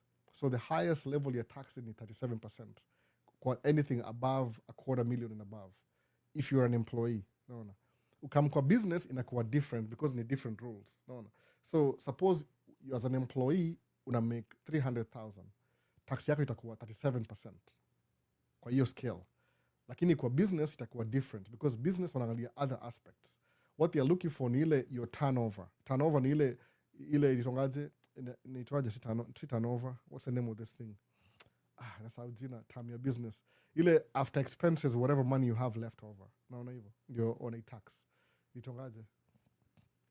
Sasa hiyo jina imepotea. So ni ile nini, mara mingi business utapata you're making 100% of this, alafu operating cost maybe ni 30%. Alafu maybe employee cost ni 40%. So whatever is left over after everything inakuwa maybe 30% remaining. So kwa business you will be taxed on 30%. No. Because employee, your cost your employee, when you pay your employees, watalipa tax in their own category. No. It's a little bit complicated. It's simple but complicated. But overall, kama sasa tuseme mimi na business, naweza kuwa namba maybe my car, kama ile Audi ni company car. So nikinunua, kuna hiyo rule ya if it's 6,000 pounds, unaweza write off ni kama business expense, the whole amount ya hiyo gari. Boom, kwisha. So kama ni buy gari 60,000, alafu ni make 300,000, immediately my first expense, toa 60,000, you need total write off. So according to taxes, they won't tax me. I made 300,000 minus 60. So niko na 240 imebaki. So you become a tax savings because I made a purchase that contributes to me running my business. You kui taxed. Wanasema we can't tax you on that. So instead of taxing you on 300,000, we'll tax you on 240 because the equipment that you bought is part of your business. Naona hivyo. So unapo hiyo break ni kama tax break. Boom, inakuwa write off. Alafu, I hired drivers. How much did you pay them? I spent another 100,000 on the drivers. Okay, minus hiyo pia. So na come to 140. Okay, nilinunua maybe mafuta na nini 40,000, nabaki na 100,000. So you'll only pay business tax for 100,000, say 300,000, even though you made 300,000. So these things that qualify in between come a business's purchases. I'm a business expenses. No. So if you're driving and you have lunch while you're driving, your lunch iko deductible. Ni kama sababu it's a business expense while you're working. Sababu najua what they want ni ile wanaku incentivize to keep running your business. Kwa nini? Because money makes more money when money is flowing. Understand hivyo? See, when money is stagnant. When money is flowing, it generates more money. No. You have to keep the money flowing. That's what happens. So wanajua, if we give you a break on the vehicle, Kaini, Saimsha understand pretty much. I think I understand. I was trying to hold it a secret for a long time. Ukiona Andrew Kibe akifanya podcast yake akiendesha S550, haikuwa gari yake, ilikuwa gari ya IQ Watson, gari ya biashara. But ila aliandika Kife ndio promote whatever Kibe was doing because it was generating money too. Ni business pia. Mbona hivyo? Now you get it. Mimi niko najua lakini sema watu ninyamaza nayo. So sikwe I'm the one on whatever happens in Vegas stays in Vegas. Kitika hiyo sasa. Ile now you know why Kibe was driving S550. Haikuwa yake, ilikuwa IQ Watson's company. Is it clear now? You know that. Ukiona drive Mercedes, you need a job. No. So hizo gari zina qualify for a tax write-off kwa ile income ana make. So if you keep repeating that over and over again every year, business next time, every vehicle you buy within the business, unaweza write off. Kuna depreciation. No. So that's why ukiangaliaje, in terms of the way the tax system is designed, as an employee na as a business owner, uko more profitable as a business owner than employee. Juu employee hauna say, you make money ni 37%. Who cares? Vup, wana withhold. Tuma kwa serikali. Rules. Hauna choice hapo. As a business, you have some wiggle room. Wiggle room ni nini? Yani ndio hii box hapa you can... Kamera yangu yo move na mimi, I think so. You guys think I'm moving around, no? Nikienda hivi, nikirudi hivi, kamera na move, kama there's somebody in the house na mimi, sindio? I heard that, hii kamera na kuangalia kitu. So, ukidu business, you have some wiggle room to make some changes in your tax system. Lakini as an employee, zero chances. No. It's either you do it or you go home. Hakuna difference, mob sana. So ukiangalia, ukinuzana mimi in terms of kudu business, kwangu sahi, unless you're ignorant ama ujui, it's more, ukona more advantage kudu business, uran even your personal expenses, some of them zile zina qualify as a business expense through your business, utasave more tax liability. Alafu, just be smart enough. Ile akili ya nani, ya Dave Ramsey alisema, imagine you know you made $250,000, somebody as an employee made $250,000, taxes kama kuna LLC ni 15%. So utapata, if you made $250,000, na yule meka $250,000 hapa hivi, utapata yamelipa 37% ya $250,000, wamelipa 15% ya 100,000. On your difference. So meaning you're saving your money through, you're not paying more taxes just because you're building your business. Alafu business wanajua, if you keep doing this over and over again, what happened? Move desk mbele. Imerudi juu kidogo. Anyway, tachana naye. So, samaje, in the long run, wanajua, when you get tax breaks, alafu unanunua equipment for your business, you will make more money. So business inabaki the same too. Income, expenses, you make your income, gross income, unatoa expenses, whatever is left over, ile overhead left over ndio unakuwa tax nayo. No. Anything that qualify kwa if you buy meals while you're working, you need tax break. So inakuwa more advantageous when you're running a business kukuwa na hiyo tax break than employee, they just withhold your funds before you touch them. Hiyo ndio difference hivi tumbili sasa. So decide which one works for you better. Ni hii ama ni hii. So musema kukuwa na another set of ideas ni ile, kama me, if I know that if I made $250,000, ningelipa tax ya 37%. But nime end up on this other side kulipa tax ya 15% of 100,000, which is 15,000. Kuliko 37% ya 250. Unaona hiyo difference sasa. So napata whatever savings nime make, nasemaje, let me think, isa ni ile extra thinking. Let me think like I'm an employee, what I was supposed to pay here. Alafu nichukue hiyo figure niweke kwa hapa hivi, what I paid actually, whatever savings nime make from not paying on this side, chukua hiyo percentage, iweke kwa high yield savings account every year. Kwa nini? Because you know you're saving, but now to me example ya kama if I was an employee, this is what would have happened. Even mu think, by the way, mu think ile outside the box, outside the premises. Suppose if you're saving money, useme, woo, now I can go on vacation. Nothing wrong with going on vacation. Lakini if you can't go on vacation like me, you have young kids to raise, chukua hiyo pesa, iweke kwa high yield savings account. Whatever savings, ile extra umesave. No. Before I started doing that, I'll be honest with you, I used to buy stupid stuff. No. That's why unamoga na magadgets. Niko na baiskeli, niko na DJ system, niko na nini. The extra money that I saved, I was buying stuff like that.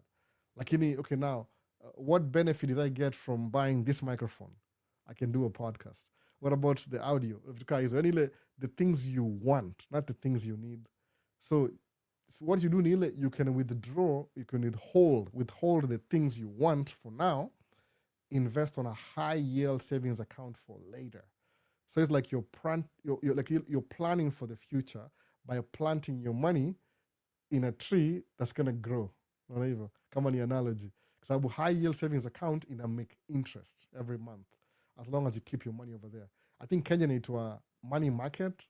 I don't know the term exactly you're familiar with, but ni kama neza ifanisha na hiyo, the money market. Ile you put your money, a fixed deposit that grows interest every year, annually, ama every 6 months, depending on nini yako na contract yako na bank ni gani.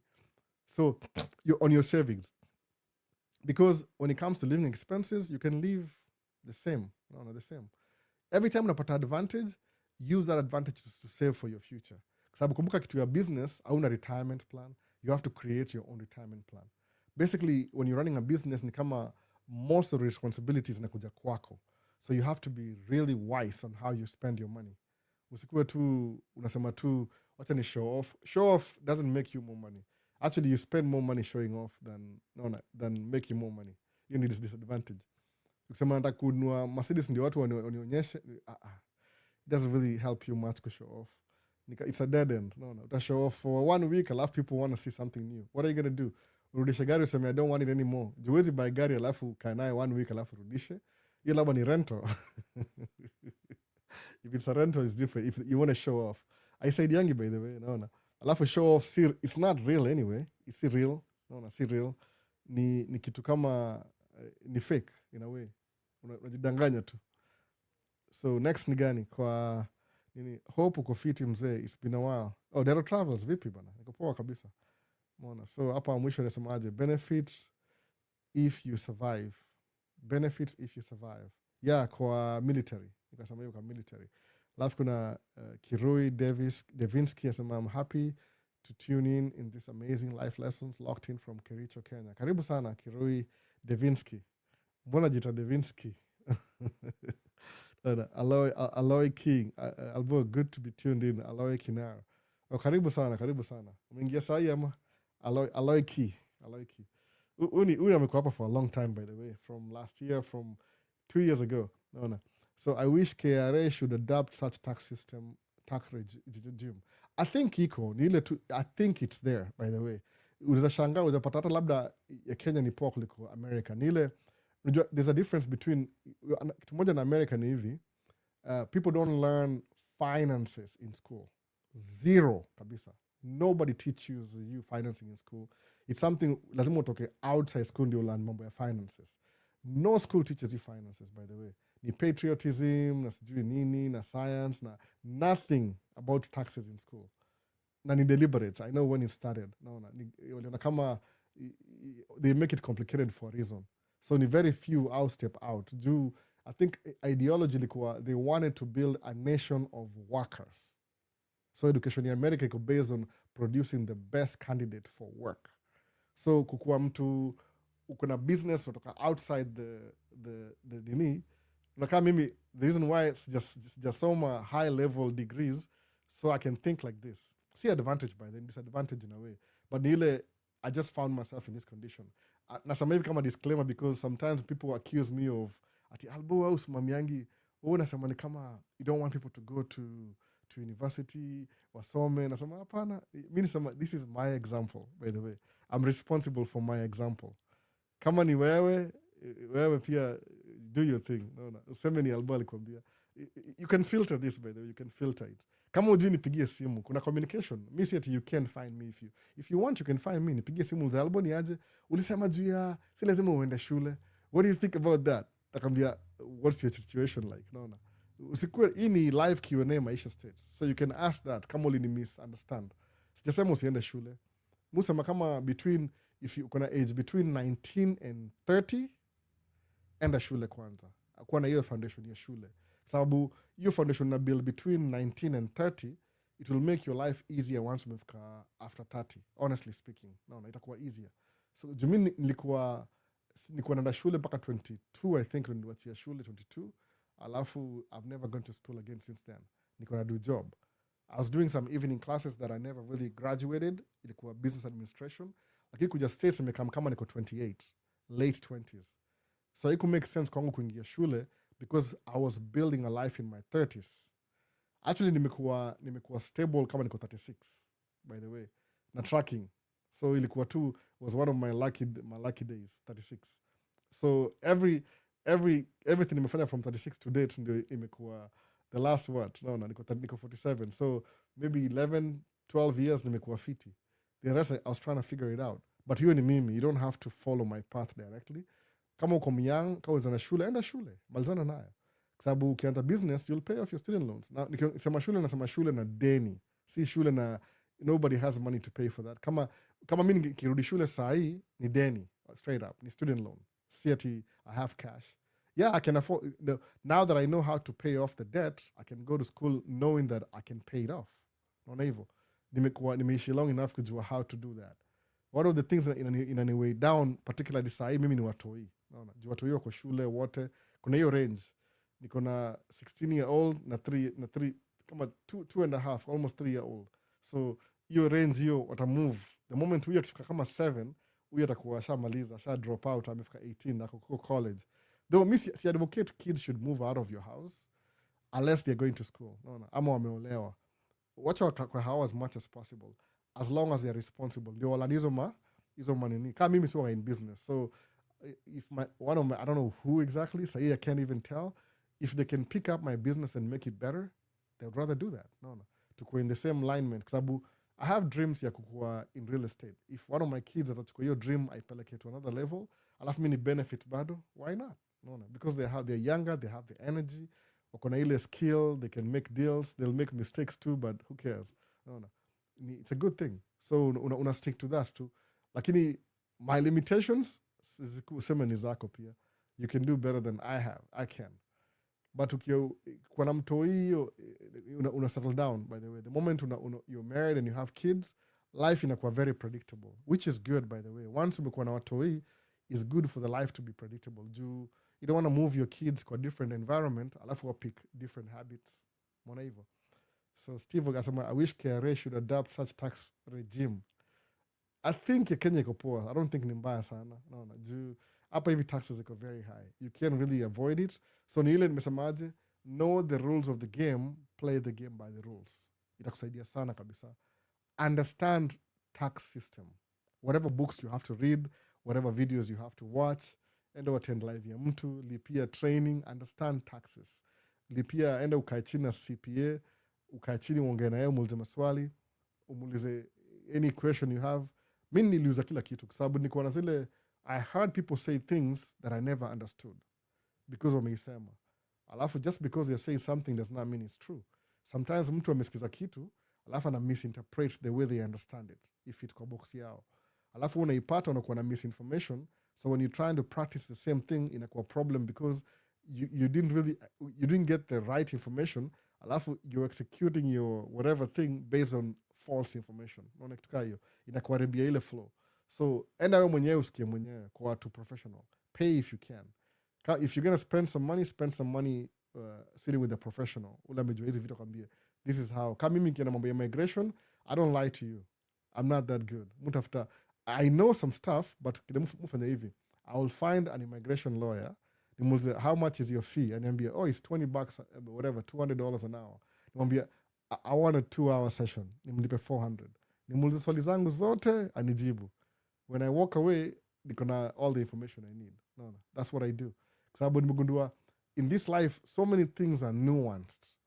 I don't think there's any human being in the world that I exploit one topic 100%. Anybody who knows a lot of things atakuwa na a percentage of the most important things about a summary of those things. Naona hivyo. Kama nimemention construction management, somebody amesema he's going to school for that. So huwezi kuwa kama one in lawyer utapata the thing that a construction management guys knows, lawyer ajui. Kwa nini? Lazima wa crisscross ndio come together ndio ikuwe full. Naona hivyo. So there's no one person who knows everything about everything. Everybody knows a little bit of this, a little bit of that, a little bit of this. So if you need some professional help, find people who are in the field. Ask them questions. Pay them the price to learn. Naona hivyo.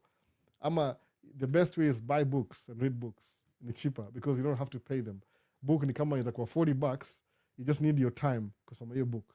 Naona. So Jill Mana asema nini? Jill Mana karibu. Nimechelewa man cave. I hope you're doing great brother. Niko poa kabisa Jill Mana. Hujachelewa sana. Nimekuwa tu kama ni an hour something in. But kuna recording, kuna recording. Mu record pia. I got that idea 2 years ago. Mu record hii session mzima by the way. Approximately it takes me about edit by kesho.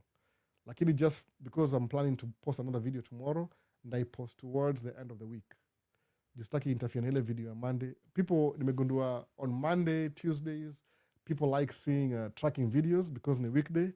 Now honestly speaking, hiyo video ya tracking siku make on Monday or Tuesday because I can't really make any video during the week. Alafu ni edit. Nikiedit video during the week ni kama maybe I was free. Kulinyesha mvua, tukatoka mapema, picked up my kids, wamelala. There's so many things that have to be right.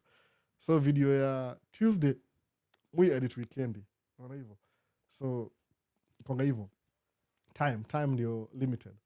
Na me, I can't afford an editor. I don't make that kind of money. Sahi. Na mu separate businesses. So check with a professional. So anything else, tuzamaza live pia za kwa the shortest live. Nimekuwa hapo an hour and a half. Kama una swali uliza. Imekuwa slow kidogo leo. Nimechelewa kidogo pia. I was just about to start, alafu mtoto akakuja. So alikuwa na njaa. I want drink, I want eat. Kamtenzea chakula, naona inapoteza wakati, lakini hata nimesahau watch. Sina watch leo, nimesahau watch. It's somewhere in the house. Hata sijui ni wapi. Naona. So kama kuna swali uliza. Nimecover everything. Tulianza na mambo ya tracking based on the last video. Ilikuwa mambo ya, naweza summarize. Kunywa maji. Hii place ni baridi leo.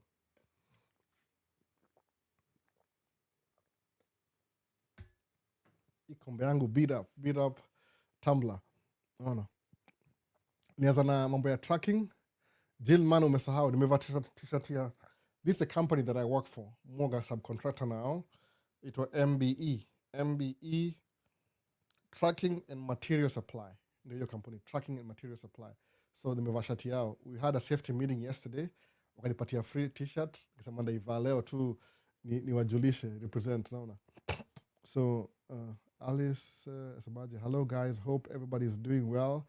I waited for this live. I feel I belong here. Welcome. To Alesh bed sheet. Wow. Bed sheets. Do you sell bed sheets? Hivyo. So ilikuwa hivyo. Yani kuna three types of tracks kwa ile video yangu. Not only three, but kuna end dump, but I don't do end dump. End dump ni kama dump truck, lakini kuna trailer. Instead of kuna trailer, ni two units. Semi, unazip connect. So muran side dump, alafu kuna ile quad, alafu kuna quint. Ni ile quint na quad, ni ile quad iko na 1, 2, 3, 4 drop axle. Quint iko na 1, 2, 3, 4, 5, 6 drop axle. So yes, I sell bed sheets. You can give me business ideas. I don't know much about bed sheets. Maybe you can learn from the general business knowledge, because I'm business too. But my business is mostly nothing to do with sales. I provide services. I feel the services we do in service. My business is service based, which is generic to African Americans, which African or Africans in America like me, we provide services. We provide transport services. That's my business. So kuna swali moja confusion. I'll just answer your question. Kuna side dump, quad, dump truck, quint dump truck. No. So quint inalipa 125 an hour. Quad inalipa 120 an hour. Why quint is paid more? Sababu kuna 19 tons maximum. Quad ni 17 tons maximum. Alafu side dump it depends, 25 tons maximum, by the way. So typically, side dump is more expensive. It pays more. Side dump, ukona tractor trailer yako, itakuwa 135. Lakini in this case, tunaongea a beginner business. So what you do ni hivi, you will buy a truck, ile the front section ya truck, ile the tractor, America ita tractor, ama the prime mover, not the trailer, the prime mover. This company, they own trailers, this company. They already own trailers, like 53 trailers. So you'll take your truck, go lease with them. So they should be paying you $135 an hour. But since you're pulling their trailer, they will lease the trailer to you. That's going to cost you some money. So their trailer ni $117 an hour, but like $135. So whatever that figure is from 35 to 17, that's what they charge you per hour for leasing their trailer. But their trailer, they maintain everything except some things, like maybe inside tires, which could be your fault. They do the outside tires. Like general repairs, they cover all the repair cost. So you pay them, you're just leasing the equipment, nothing else. So for entry level to construction business, which is maybe 7-8 months a year kind of business, utaanzia, you buy your own tractor, you pull their trailer. Itakuwa cheaper even in the beginning. Because they have trailers, but they don't have enough tractors, now by you buying a tractor, you're fulfilling a need. So they'll keep you busy. they'll make sure you're busy because they are making their money from you, you're making their money from the contractor. So everybody's happy, okay? Entry level. So kubuy tractor ni kama 60K, which is a lot of money. A lot of money, 60K is a lot of money. But siku hizi kununua a good SUV in America, brand new, is about 80,000 to 100,000. So some people will still buy the SUV. But instead of buying the SUV, you're better off buying the truck for 40,000, pulling the sidearm for 1 or 2 years, than buying your SUV later on. Kwa nini? So it might take you 2 years to pay off the truck. How much do you make a week kwa hiyo sidearm? Ni 8 months. 8 months. So unapiga hesabu yako. Because you're pulling their trailer, itakuwa 117. They might increase the rate because of expenses ya mafuta nini. But you next month. They're giving it a month, mambo ya mafuta make expensive. On how that goes. So averagely, utawak during the peak ni kama 50 hours musema hivyo. Could be 60. So unaanzia kama 117 times 50. Times 50 hours. So you make 5,850 a week. That's gross income times 4. 23,400 times 8. So to end up na 187,200. Of course, we minus ile extra money leasing the trailer from them. They'll make the rest, whatever figure. Inile what you will make. So if you take out your expenses, mupenda kuangalia expenses on a monthly level. So turudi chini, divide by 8 months. Utakuwa, nimefanya nini? Nimesema divide by 8. Nimesema divide by 8. Divide by 8. Divide by 8. 23,400. So ukinunua truck ya $40,000 US dollars, 40,000. Chances are you could finance the truck for, did you visit Alabama? I know I don't live in Alabama. So ukidivide hiyo 23,400 a month, uto expenses. Insurance is about 1,000. So minus 1,000. Fuel is akuwa 4,000. Truck payment is akuwa 2,000. So you need 6,000, 7,000. 23,400 minus.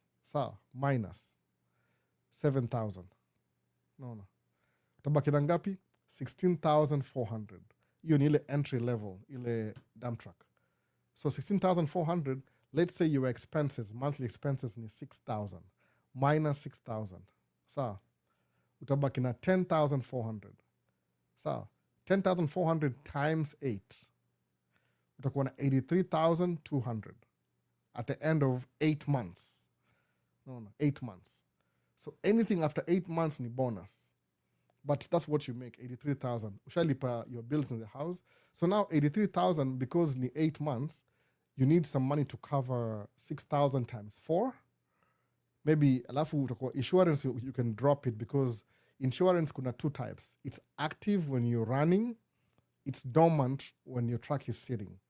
So when it's active, it's about 1,000. When your truck is sitting, it's maybe 150. It's very affordable. After, if you want, you can pay for 4 months in advance for maybe less than $1,000, 4 months in advance. Either two, it's parked now. Either in case a tree falls on your truck, they will still compensate you. So you still have your insurance active.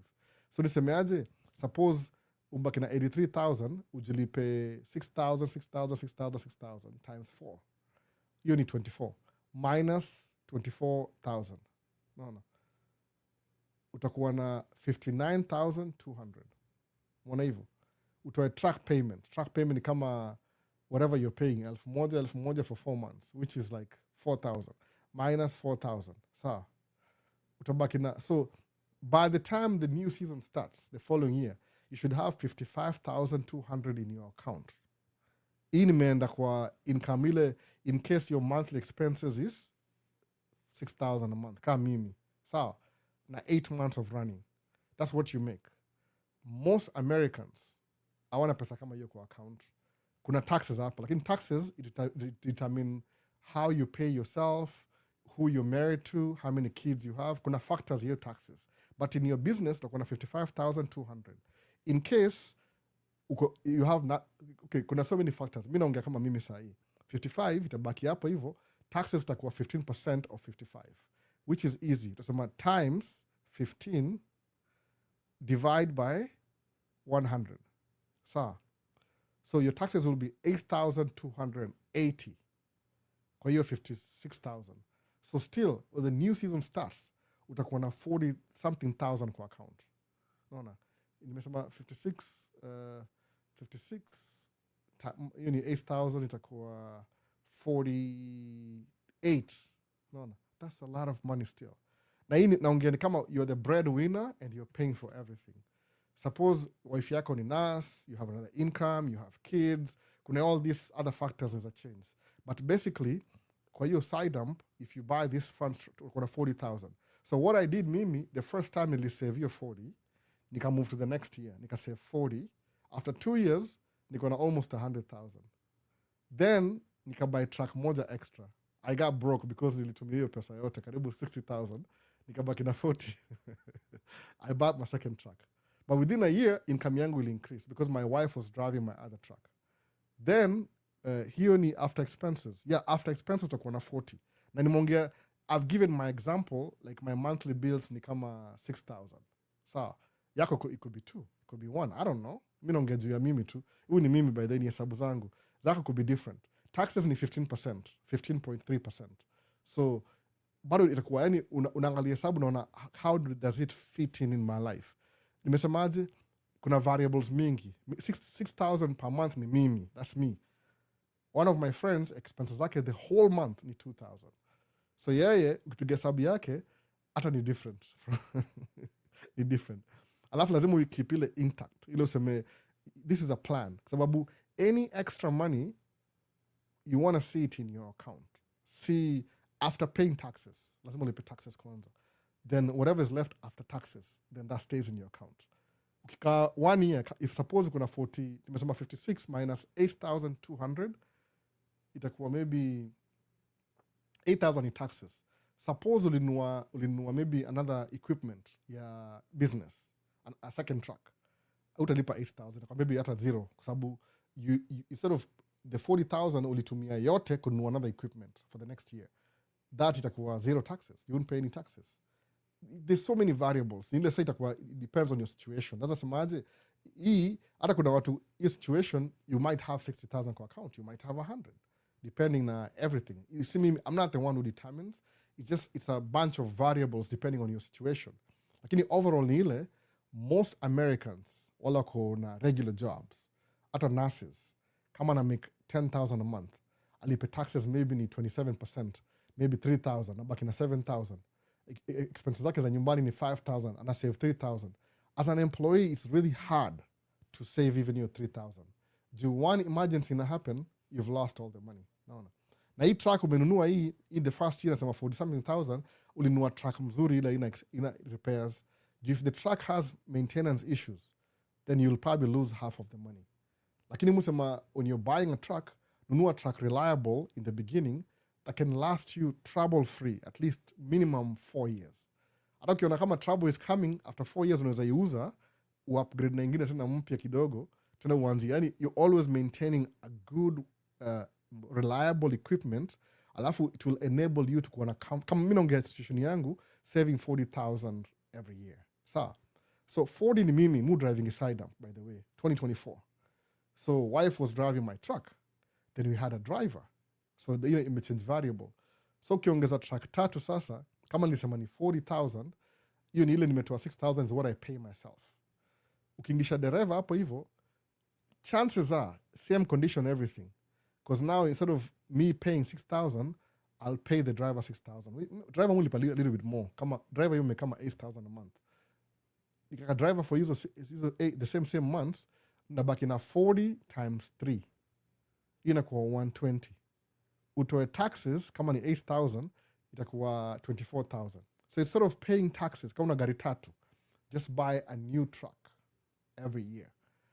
Ndio seme, yeah, nilikuwa na 120, but I spent 80 on a down payment on a new truck, nikabaki na 40. Sasa, you 80 maongeza next year, your income will go up again. Buy another truck. Nilikuwa na 120, so itakuwa labda ulikuwa na juu muongeza 40 ingine, nilikuwa na 160, I took 80, I bought another truck, nibaki na 80. Alafu nikalipa dereva. So inakuwa, you keep doing it, sababu ni kama ni continuously, aiishi, naona. At some point, nasema, nilikuwa na 250 nikanunua business office kwa nyumba fulani for 100,000 nimebaki na hii. So periodically pole you're growing. Naona hivyo, you're growing. Mbona sa pole. That's what I mean by that.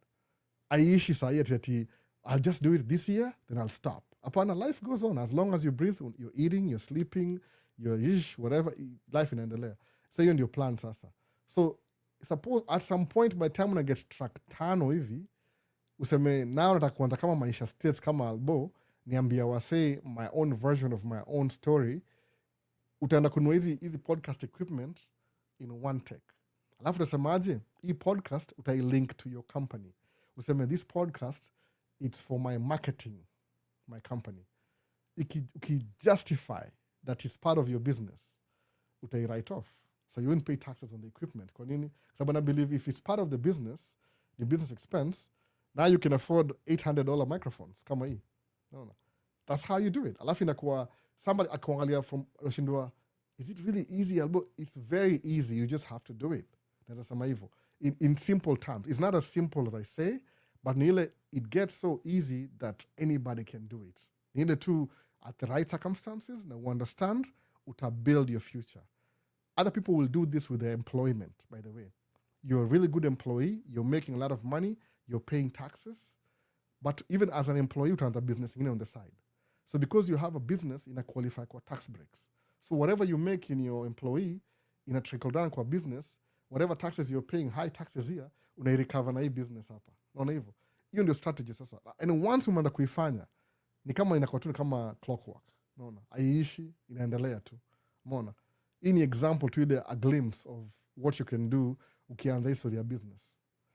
So baki Q&A ilikuwa nini? Onichelewa ilikuwa asemaje, we need a name for the series. Albo fans, I propose Albonias. I don't want my name to be associated with this channel, by the way.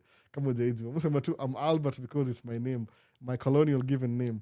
Naona. Lakini ni Maisha States. Naona. Man Cave. Trademark hapa ni Maisha States. Kuna Man Cave Live, Man Cave Talk, Man Cave nini ingine, Man Cave Live, Man Cave Talk, Man Cave Clips. Hizo ndio hizi nini. It's nothing to do with me.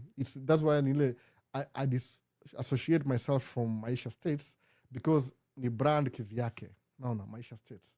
Ni Maisha States. So lazima nime content ifit in kwa hiyo name ya channel. Ilikuwa discovered sometime. So Albonias itakuwa a little bit different.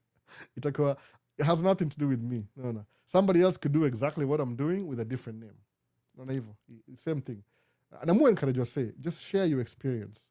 Usifocus, if you're making money doing maybe your commentaries, daily events kama news, fine. Lakini anza segment moja kwa hiyo channel yako ya kushare your information. Sababu one of the beauty ya kushare your real life experience na watu ni ile, people get to learn from your experiences, especially kama ni positive. Naona. Kama mimi, it took me a while to figure out this is exactly what I was doing. I was just reading books, trying to implement as much as possible. I'm building a structure, a business structure. Am I the best business structure thing ever? No, I'm not. Nile tu, this stupid thing nafanya kama business na tracking na kila kitu, it pays my bills. So this thing, however not serious it might look, is actually serious enough to earn me a living. Naona hivyo. It earns me a living. I don't make money from Maisha States. Maisha States ni a free public service. Hata si mimi na contribute. Hii ni live Q&A. Most of the questions come from you guys. Naona hivyo. So this is your channel more than it's my channel. Me tu nile, I'm the host. Naona hivyo. Sababu you keep it alive. Ile, when you ask some question, it makes me think of how to answer it. Ama how to make a video about it. Alafu naifanya. Naona. Aloy, uko wapi Aloy? Aloy, uko comfortable niongeziwe Aloy. Aloy Key uko hapa hivi. Aloy Key ndio, kama uko comfortable niongeziwe. Niko nishaongea juu yake before.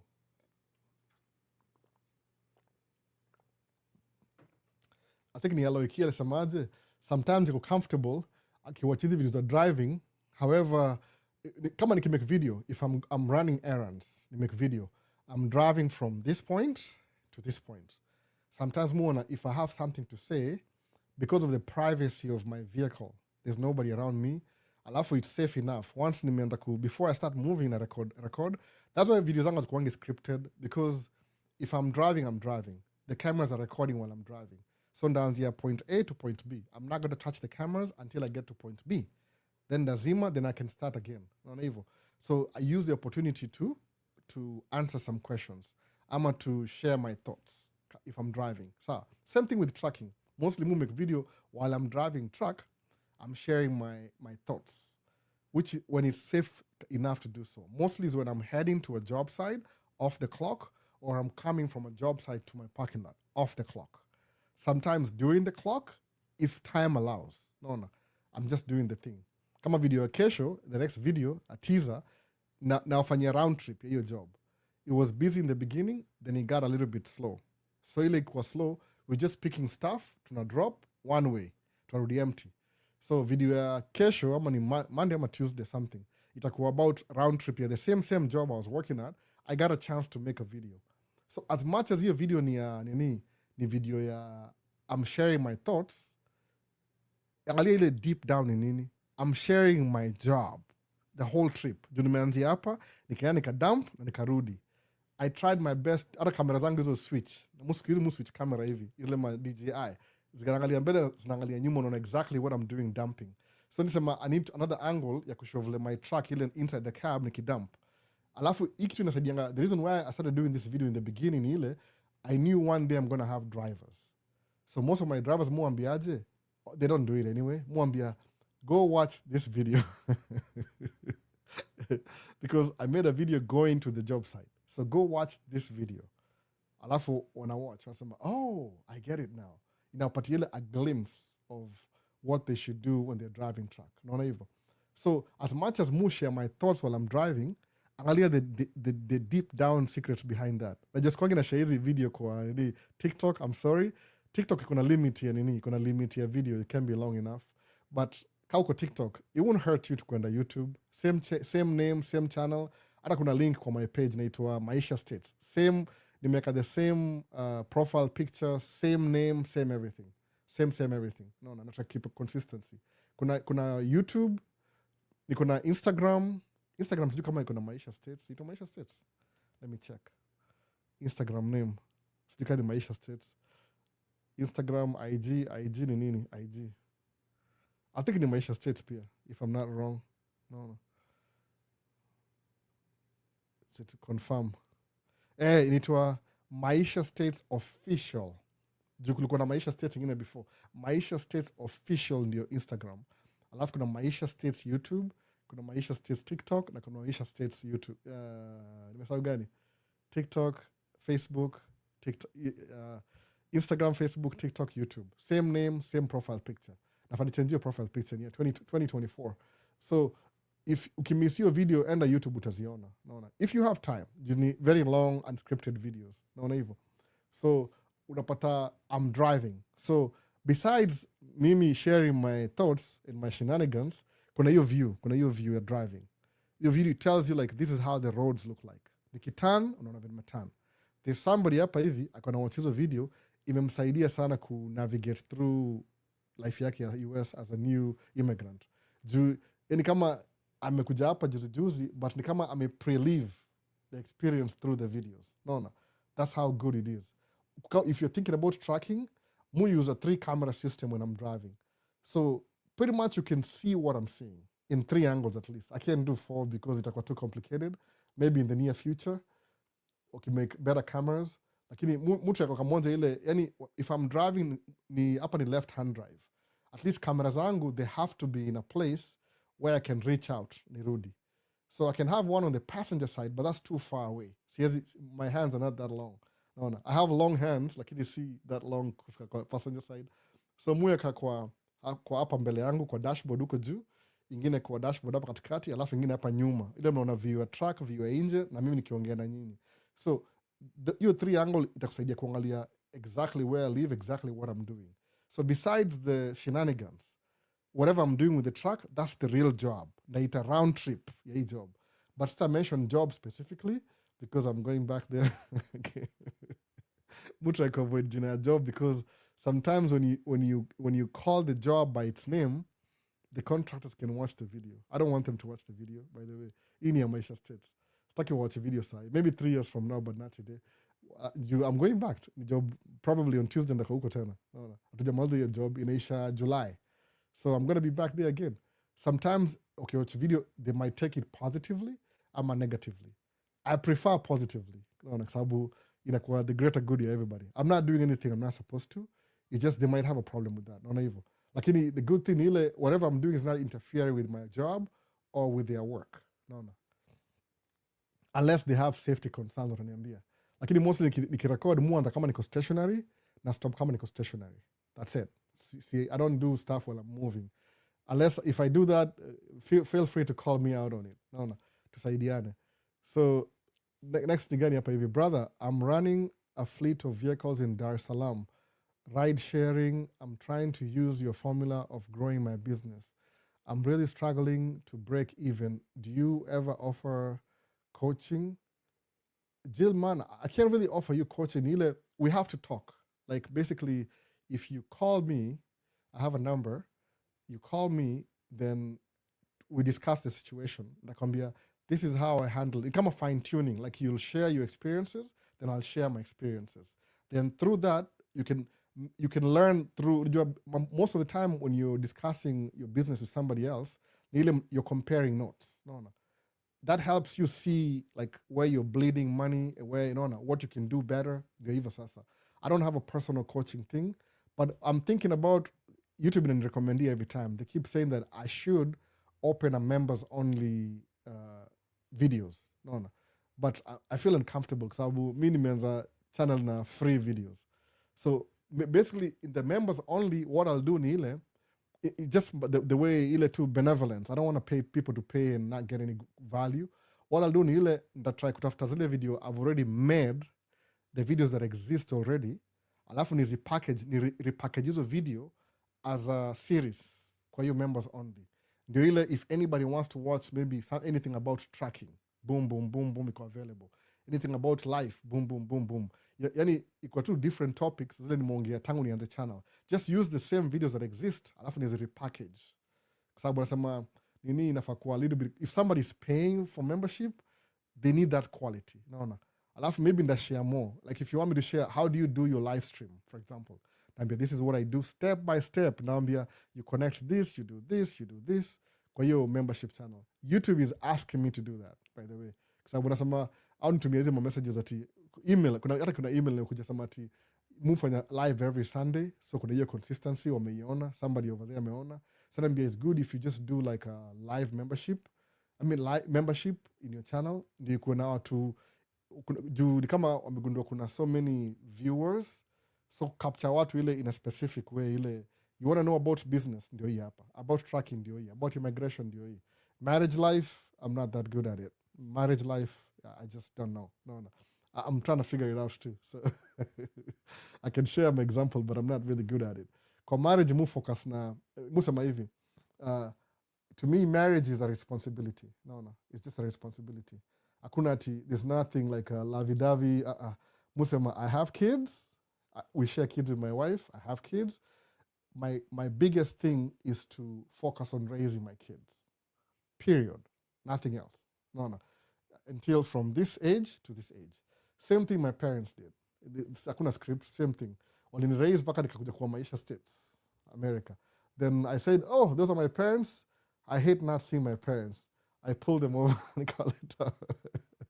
It was unfair, but it was fair because the fact that I brought my parents over, my whole family wakawafuata pia. So there's more of us here in America than in Kenya. It's gonna 5 kids and 2, so we are 7 of us, 6 tuko hapa. No, which is a good thing. So I mean, it was selfish. I didn't see my mom for 7 years and my dad. Nikawa invite, they came over. Alafu kambia, what are you guys thinking of staying here?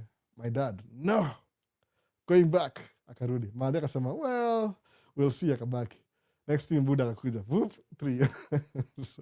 So family life, I'm not so good at it. So if I share family life, basically in general, the reason why I'm saying I'm a little bit better in business, whatever I do works. So it works. See, rocket science, it's just something that you think about it like, hey, which are the best practices for business? More insist, something that I learned from a book, see mentor, nile live within your means. It doesn't hurt you to live within your means. Then occasionally, break out, because when you live within your means, your budget is kind of tight, you're good, you're on track. Then if you need something, because you live within your means, that means you're saving more money. Occasionally, if you need to go on vacation, the money is waiting for you. It's there. No, you're not missing out a lot. Nile too, you live within your means for a season. Then if you want to go on vacation for a month, you still have the money. It didn't go anywhere. No. Nile too, you're postponing your expenses. You're living with your wants. You leave the wants, the things you need are careful. So if you need your wants, they're 6 months away. You can even have a new formula. Say, I'm going to needs, every 6 months, once. Needs, once. I'm going to say, we can come 3 quarters. Say 4 months, needs, every third, once. 1, 2, 3, 4, once. 1, 2, 3, 4, once. When they spread out. That's good too. No. You're not losing anything. Traveling is a really good experience, by the way, especially with your family or your loved ones or the people friends, because you create memories. You'll never forget a travel experience. No, you'll never forget it. So even if you're paying for it, it's worth it for the memories. No, life is about making memories with the right people, with the family and everything. So come on as a travel every 2 years, do it, man. It's good for you. Absolutely do it. No, hold back. But when you're paying bills and you're busy on your grind, focus on your grind. Alafu occasionally move out. Alafu ukiona kama frequency your money is accumulating, which it will automatically because of your practices, angalia another valuable investment, especially if it produces cash value. Because what's going to happen as your money grows, you're living within your means and you're saving extra. As your money grows, itafungua more opportunity kama tuseme another investment, that cash producing investment. So when you invest in that new investment, because you already have the money, utapata, remember that travel experience you had? That was like every 6 months? Uta increase frequency to maybe every 2 months.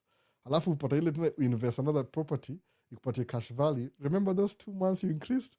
Itakuwa every month sahi. Naona frequency ina increase. So utakuwa na needs, want. Ifike mahali needs, want. Ifike mahali kwa tu, it's just needs and wants. It's just, I travel, I work, I travel. It shall catch up. Unaona? Alafu ifika mahali itakuwa tu, now you're dealing on wants. Even your needs ni insignificant. You just travel for nothing because you're making money, you'll invest. Now this cycle at most is the last 15 years. You could pretty much be 100% retired in 15 years kufuata hii method. Alafu, I mean, if you just travel for fun. Now you might not even be like a multi-billionaire. Utakuwa na investment moja maybe a 2 million ina produce cash flow ya whatever money, it just keeps you happy. You don't need billions to be happy. Sometimes kuna wasata kuna 20 million too, alafu you're okay for life. No. Easy figure don't let the figure scare you. Your rich life, it could be $2 million. No. Now uko comfortable, retired and secure. Whatever the economy does, uko sawa tu. No. That's what I'm saying. See, Mrs. Strive kukuati get money for the sake of getting money. Apana ni ile tu you're buying your freedom back. Oh, I want to go to sijini wapi, Singapore for 2 weeks. All expenses paid plus some cash in your pocket. Unachukua watu wako mnapanda ndege first class. Mnaenda huko. Mna experience everything, mnapiga mapicha. If you want, you can share on Instagram. If you don't want, it's okay. Unamaliza na hiyo story. Alafu narudi. So you're not making a lot of money kama Elon Musk, lakini you're able to travel every 2 months. Na job unafanya tu whenever you feel like it. Do you anything else you need in life? Ukiduplicate hiyo story after 15 years, now utakuwa na territory ingine ile hata ya private jet tena. Sasa naona. That's what it is, by the way, consistency. Na ukianza usigive up, by the way. Ndio muona kama nikiendelea hii trajectory, nda retire in the next 10 years. I won't even need to work. But knowing myself, I'll still work. No. Knowing myself, I'll find something to do. That's what I'm saying. No. So next, nigani, before nisahau questions I was saying, watching your videos while in Kenya, Nicholas, Chemelil. Watching your videos while I was in Kenya. Out of your videos, I came to the US, did CDL. Now I'm getting training with Wana. I was in St. Paul last week, and God willing, next year I will be there. Good, man, that's good, Nicholas Chemelil. Really good. Wana is a good company to start.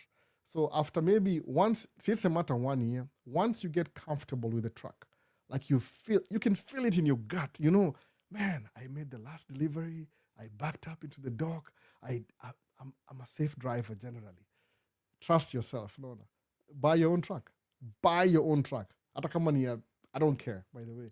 Buy your own, hata kama ni loan. Just don't do the lease purchase thing. Lease purchase is tricky. If you don't know, you can call me. Umesema uko Wana. You have my US number. You can call me. We can talk about it. Lease purchase is tricky. It kind of like if that's the only option you have, good. But it's not going to end well. You'll be working hard for somebody else. Buying your own truck, you'll be working hard for yourself. Lease purchase, like you're leasing the truck, then eventually you have an option of buying it. You see, Ako, it's like you're renting a truck, which ends up with too much. It's too risky. It's too risky, leasing. So, Nicholas, ukiamua, buy your own truck, by the way. Even run with Wana with your own truck.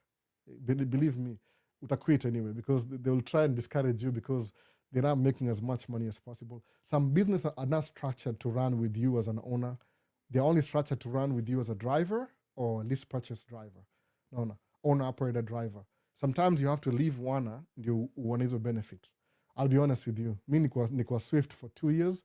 There was nothing for me at Swift. Nothing. Kabisa. I had to move on. Nikaingia construction. But again, the knowledge, basically a CDL, that knowledge is consistent. Once you get the license, it will get you to where you want to be in life. No. So, huyu ni Nicholas Chemelil. Uni Machota Martin. Leo pia ongelea kuhusu financial investment strategies. Example, to make 1 million in 10 years.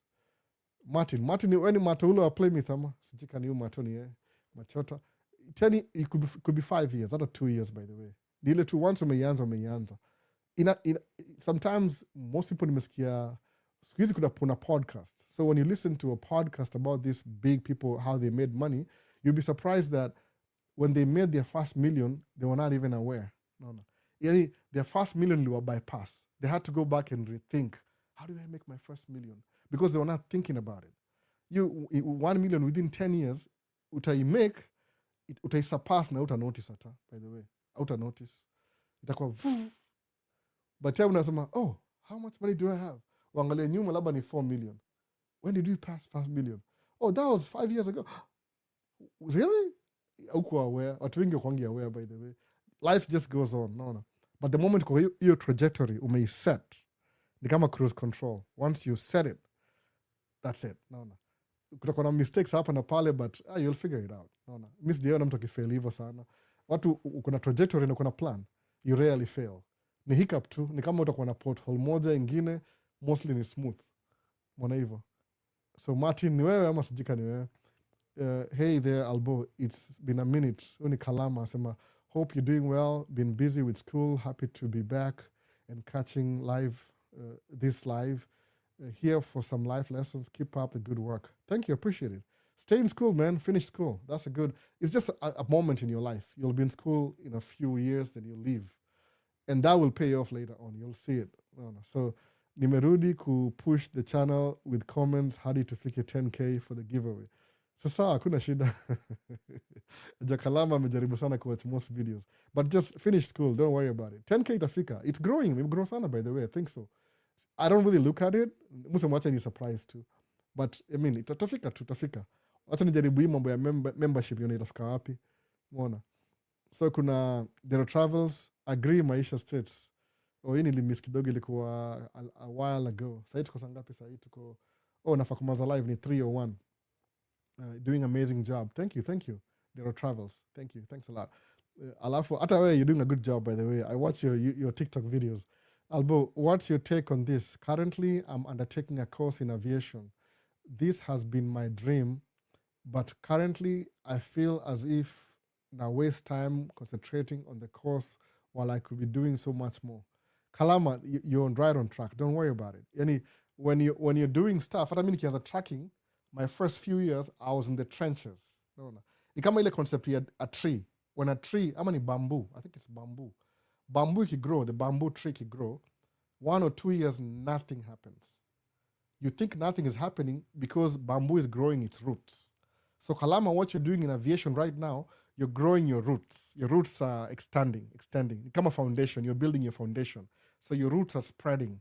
Like you're building the ground before you start shooting up. So go trenches, basically, go ground. Keep at it. Go. Itakuwa boring, don't worry about it. Just go through the boring stuff. Sababu ile quote ya nani Scott Galloway semaje, the boring things will make you successful. Mona hivyo.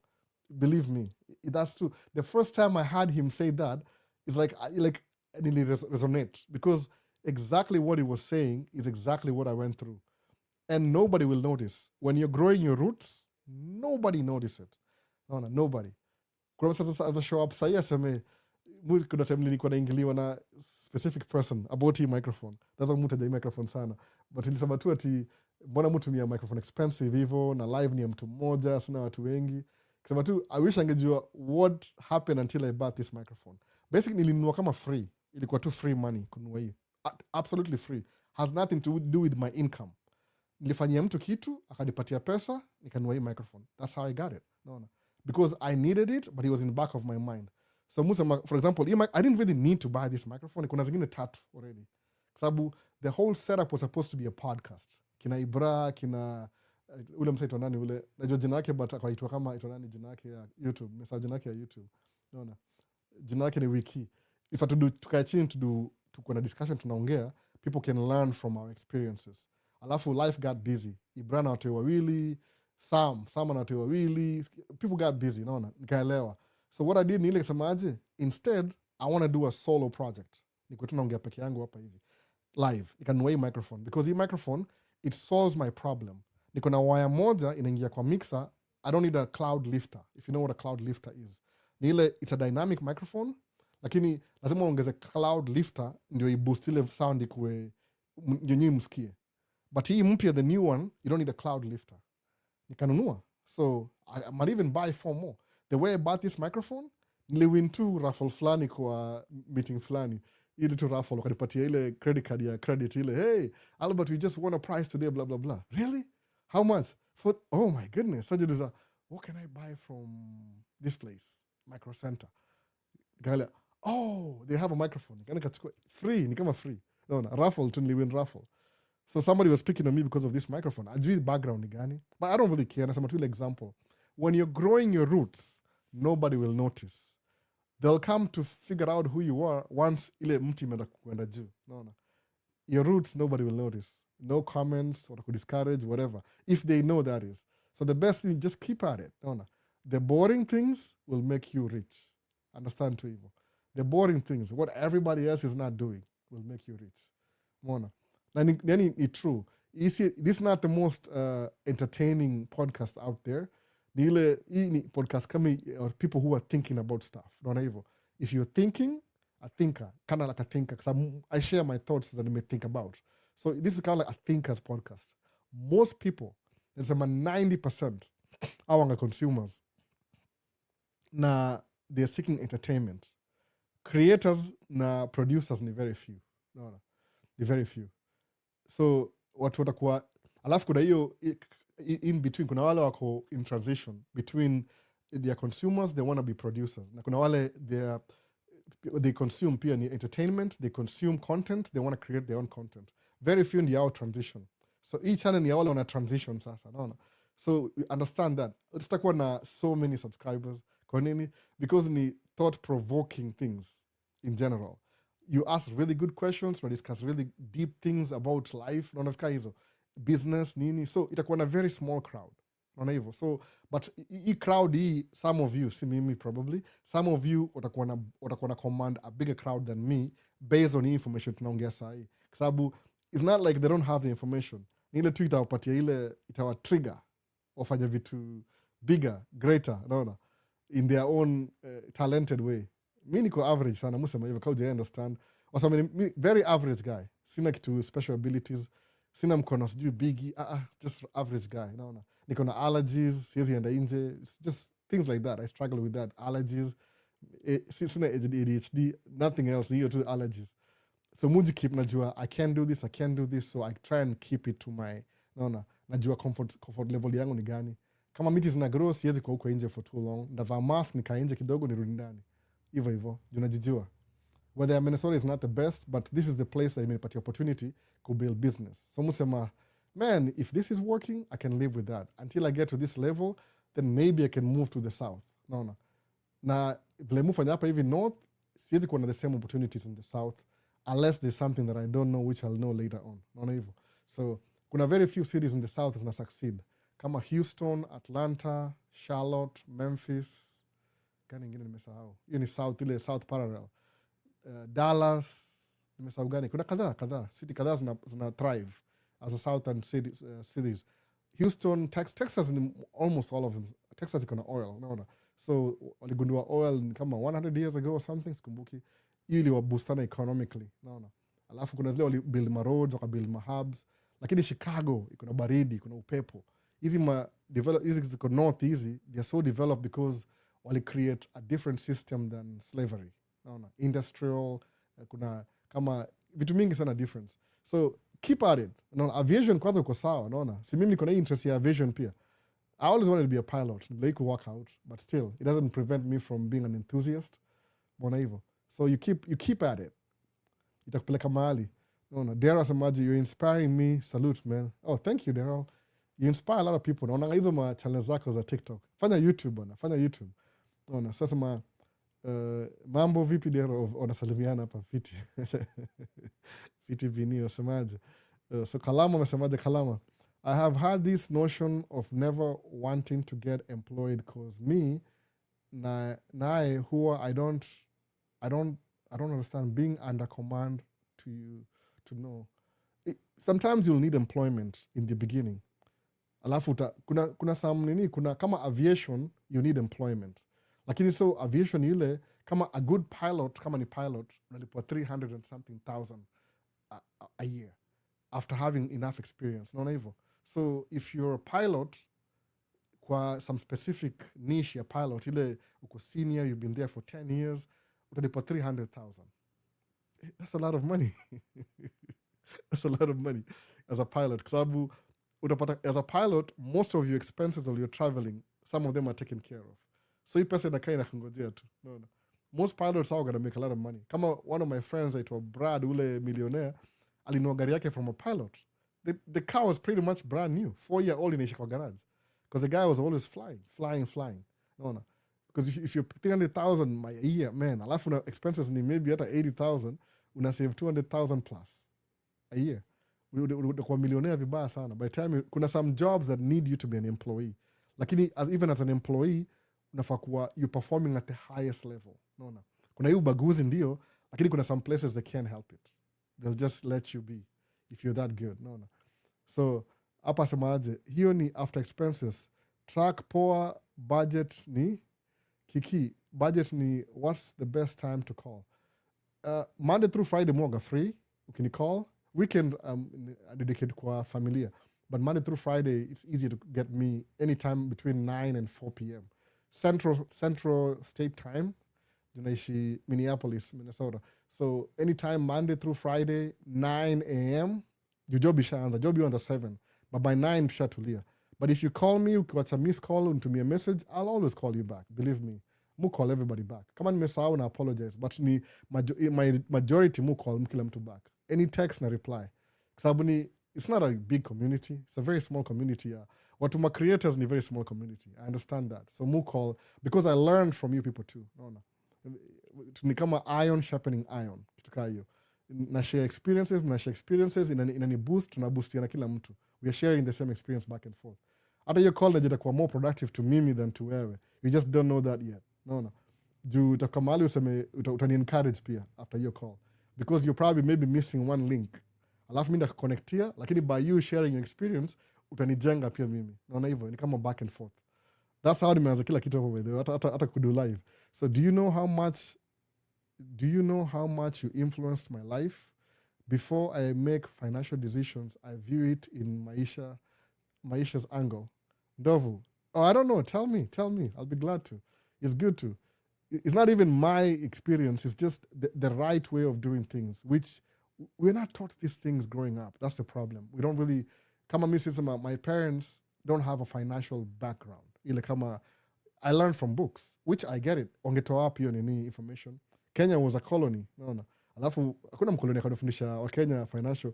Most people who are lucky enough to learn finances, ni ile their parents walienda kusoma abroad. When they came back, walikam na hiyo knowledge because waliona vitu from a different perspective. Ukiangalia most of the rich family in Kenya, ile kuna generational wealth. One of their lineage yao alisoma ngambo. Just look at it, niambie. Kwa nini? They were exposed to a different economy than Kenya. So wanajua, naona, Raila's family. Alisoma wapi Raila? Abroad, naona. Kenyatta, alikuwa England. So people were exposed to some different kind of things. Mwana hivyo. Nimusema aje, kuja US kuvisit, alafu itaku open up mind in a way that you would never, ever thought. Mi mpaka leo ni ngumu kuexplainia my dad, my financial nini. Sababu maybe my dad anaona kama you're still my son. What do you know that? Hivyo. Sijui kitu hiyo. Ni hard kumexplainia, I understand. It's really hard. But the best ni ile tu, I have to do it. Ndiyo aone. Naona hivyo. So, we didn't learn these things growing up. Tumezipick too along the way as we kept moving in life. Naona. So, it's something that if ukijua, appreciate. Alafu share it. Because the beauty of sharing something, it sticks to you because it becomes part of your conversation. Hiyo ndio important. Ukiongea inspiration, output yako, even subconsciously, itakuwa inspiration. Kwa nini? Because that's what you're feeding your mind. Na mind yetu ni ginormous. Sijui ni kubwa. Ina absorb most of the things. Una nini. So if you have a mindset, share your mindset. Hata kama unakuwa rejected, still share it. Kwa nini? It builds who you are, your personality. Because una replace zile thoughts za kawaida na thoughts za development. Kama mimi, I'm always thinking about what's my next move. No. Every single time, move kiria hivyo. If I get a 2 million, what would I do? 3 million. Alafu nasema, okay, 3 million, I don't know what I'm going to do 3 million. Nasema, internet, naangalia. What things can you invest in that will make you a cash flow of this much with 3 million? Naangalia. Kama ile parking lot, mpaka leo naiangalianga. Parking lot ni izanimekia 60K a month. Ile sija pinpoint exactly where I want to start with the parking lot, but it's still in the back of my mind. Is it a big business idea? No. It's small too. It's some kind of business nobody's thinking about. A few people are doing it, but people are not taking it so seriously. No. That's one thing. Hiyo mambo nimesema niingie construction management kama shule. Naingia, by the way. Community college, I can afford it. No. I can totally afford it, by the way. But nachukua student loans anyway. Ndio ikuwe more challenging. Nijipatie time. Alafu nifanye. What's going to happen ikikuwa na fanini construction management associate degree? Ndaanza kubid for jobs. I already have trucks. Nda double income yangu ama ni triple in 1 year. What about my dreams? Zitakuwa closer than they were before. Mona. Kakiambia wife, you're a musician. Sing some songs. Oh, I don't like my songs. They are more like for Caucasian people. It's not for black people. Fanya collabo. I know this guy. Mpigie simu, mpatie, mtawak pamoja, mtatoa beat. It may not be the perfect, but it's a start. It's a beginning to something. My brother, youngest brother, ni musician, ni msanii. Aliza create, asha create Maisha State, hiyo song yame, amesema hiyo kitu. Construction management. Amesema hiyo kitu ya Maisha State, sisi tunapenda. Hiyo ni song yake. I don't know how he came up with that. Nipatie mimi ni come up na vitu kama hizo. That will never happen, not in this world. I would never write a song like that. Nikamwambia msee uko na talent. He cut me off. Ni kama 2 years sasa ameni cut off, my brother. I don't know what I did. Maybe I did one small thing that pissed him off. Nafikiri labda mimi ni enemy wake. But it's family. No, ama aba jainiona for a long time. Tujaona na brother yangu for 19 years. No. I should go visit. Nikamshake. Brother, you shake you. Ajeni mimi. Ama ndamhag. Hey bro, kuja hapa nini? Shake ni ile. Mbona unipigiange simu? I'll definitely do that. Acha ni try to catch up na my questions. Naongea sana. So this engineering course is field related, Kindly share your thoughts, what you would have done. Personally, I feel naeza fanya a lot na software engineering you know, and this inanipea liberty. Kama sikia hivi, Ruto wamepropose wana update airport ya Kenya. Airport ni JKI inakuwa wasemaje, inakuwa upgraded, naweza sema hivyo. Unaona? So JKI itakuwa na runway east side na runway east side. Meaning local flights eventually they might move to the other side. International zitakuwa katikati hivi. Kama flower hivi. Nimeona hiyo design. I was so curious. I wanted to see the design. Kwa sababu one of the best airplanes ni kama ya Dubai. Dubai ya Emirates. It's a straight line. Atlanta is one of the busiest airports in America. Atlanta ile Delta headquarters uko hivyo. Lakini hiyo ni kama kuna runway left side na right side, alafu everything iko katikati hapa. Unaona? Alafu hizi magates iko katikati. Lakini because Atlanta ni ile they are building upon an existing infrastructure. Haikai poa sana. But kama ile Ethiopia, ile wanajenga Ethiopia ile brand new, itakuwa beautiful. Kwa nini? Because it's from the ground up. Itakuwa na design hapa. So Kalama, if you're getting into engineering, Africa is just about to blow up na engineering. Just about to. Naona. 10 years from now itakuwa a hub. Mwana hivyo. So your first job could be Emirates. I mean Ethiopian Airline. Kwa nini? Well, aviation 10 years ago, ndiyo job iko available. Naona. Me, I don't know what I'm going to be doing. Sometimes you never know. Mi nilijua nakaa chini nifanye wase podcast. This is the last thing I wanted to do. Kukaa mbele ya watu. Lakini in my personal experience nigundua hivi, when I came to America, my learned experiences, it took me a while to understand systems. But systems zangu niko kichwa ngumu. I would still try them anyway and fail. Because of my failure, ndo nililearn ku succeed. So musema hivi, just because I went through the same experience, wacha ni share now say, however stupid I'll look like, however dumb it feels like, I'll try and have good lighting, and good cameras and good audio. Alafu ndaongea tu Kiswahili. Because deep down, Kiswahili ndio the real me. This is me. I'm just talking like me. I don't have to invent the wheel. I'm just sharing like the way I would talk to you as a friend. No nevo. Ni share my experiences. Because this stupid thing I do, small business and tracking, is my livelihood in a different country. How serious that is. Like the thing that I'm doing right now, which is the last thing I wanted to do, drive trucks and run a small business, is what I'm doing. I don't know how many miles from Kenya mpaka hapa. Kilometers, ni ngapi? Najua naweza fly, the only plane that can fly from Minneapolis to Nairobi ni Airbus A350-1000, I think so. Iko na hiyo range, mafuta enough. No, I think so. I think so. Sijui capacity yake ni ngapi. I think Airbus A350 can fly 8,700 miles. So kilometers, I think I can get to Nairobi na Airbus A350. So imagine, I don't know how far it is from Nairobi mpaka Minneapolis. Naweza angalia haraka. No. Miles ile can fly directly. Or somebody can tell me who's faster than me. No, hivyo. From Nairobi to Minneapolis. No. JKIA to MSP direct flights. No. Flights. Ama miles. Just miles. Nautical miles. Taki nautical miles. Like ile mtu kama kilometers. Miles. Ni ngapi? Inasema ngapi? Inasema 8,174 miles. Nautical miles ni 7,000.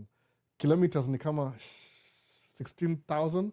So mimi niko naishi hapa hivi 16,000 miles away from my home country. Naona, which I had a job in an office in a transport company to multiple hauliers. And now naishi Minneapolis, St. Paul, 8,000 miles away, which is maybe approximately 16,000 kilometers away from huko. I live in this state, and the way I earn a living is running a small business, driving a truck on a daily basis. That's I mean, na deni. No. I didn't even have the money in the beginning. Nilinunua truck na deni. Alafu this stupid thing that I'm doing. Ni joke. It become a joke. It's a stupid joke. Like, I live 16,000 kilometers away from home, and I'm driving a truck for a living for 9 months every year, and 3 months off because I have kids. I have to watch my kids. Alafu, then I'm driving a truck for a living. That's how I earn a living. That's it. Unbelievable. No, naive. hata it makes sense kabisa. Alafu niambie, na mimi sikuwa na strategy, things just happen. Say wewe you have the opportunity, wewe unaangalia hii video, you have the opportunity kusikia hii information, alafu ingest ile in your brain, alafu it makes your wheels in your brain start thinking. Alafu kiria, if Albo can do this, how can I one up Albo? Ile unitangulia kidogo, which is okay, by the way, I'll be happy for you. Kuja hapo kuwe better than me.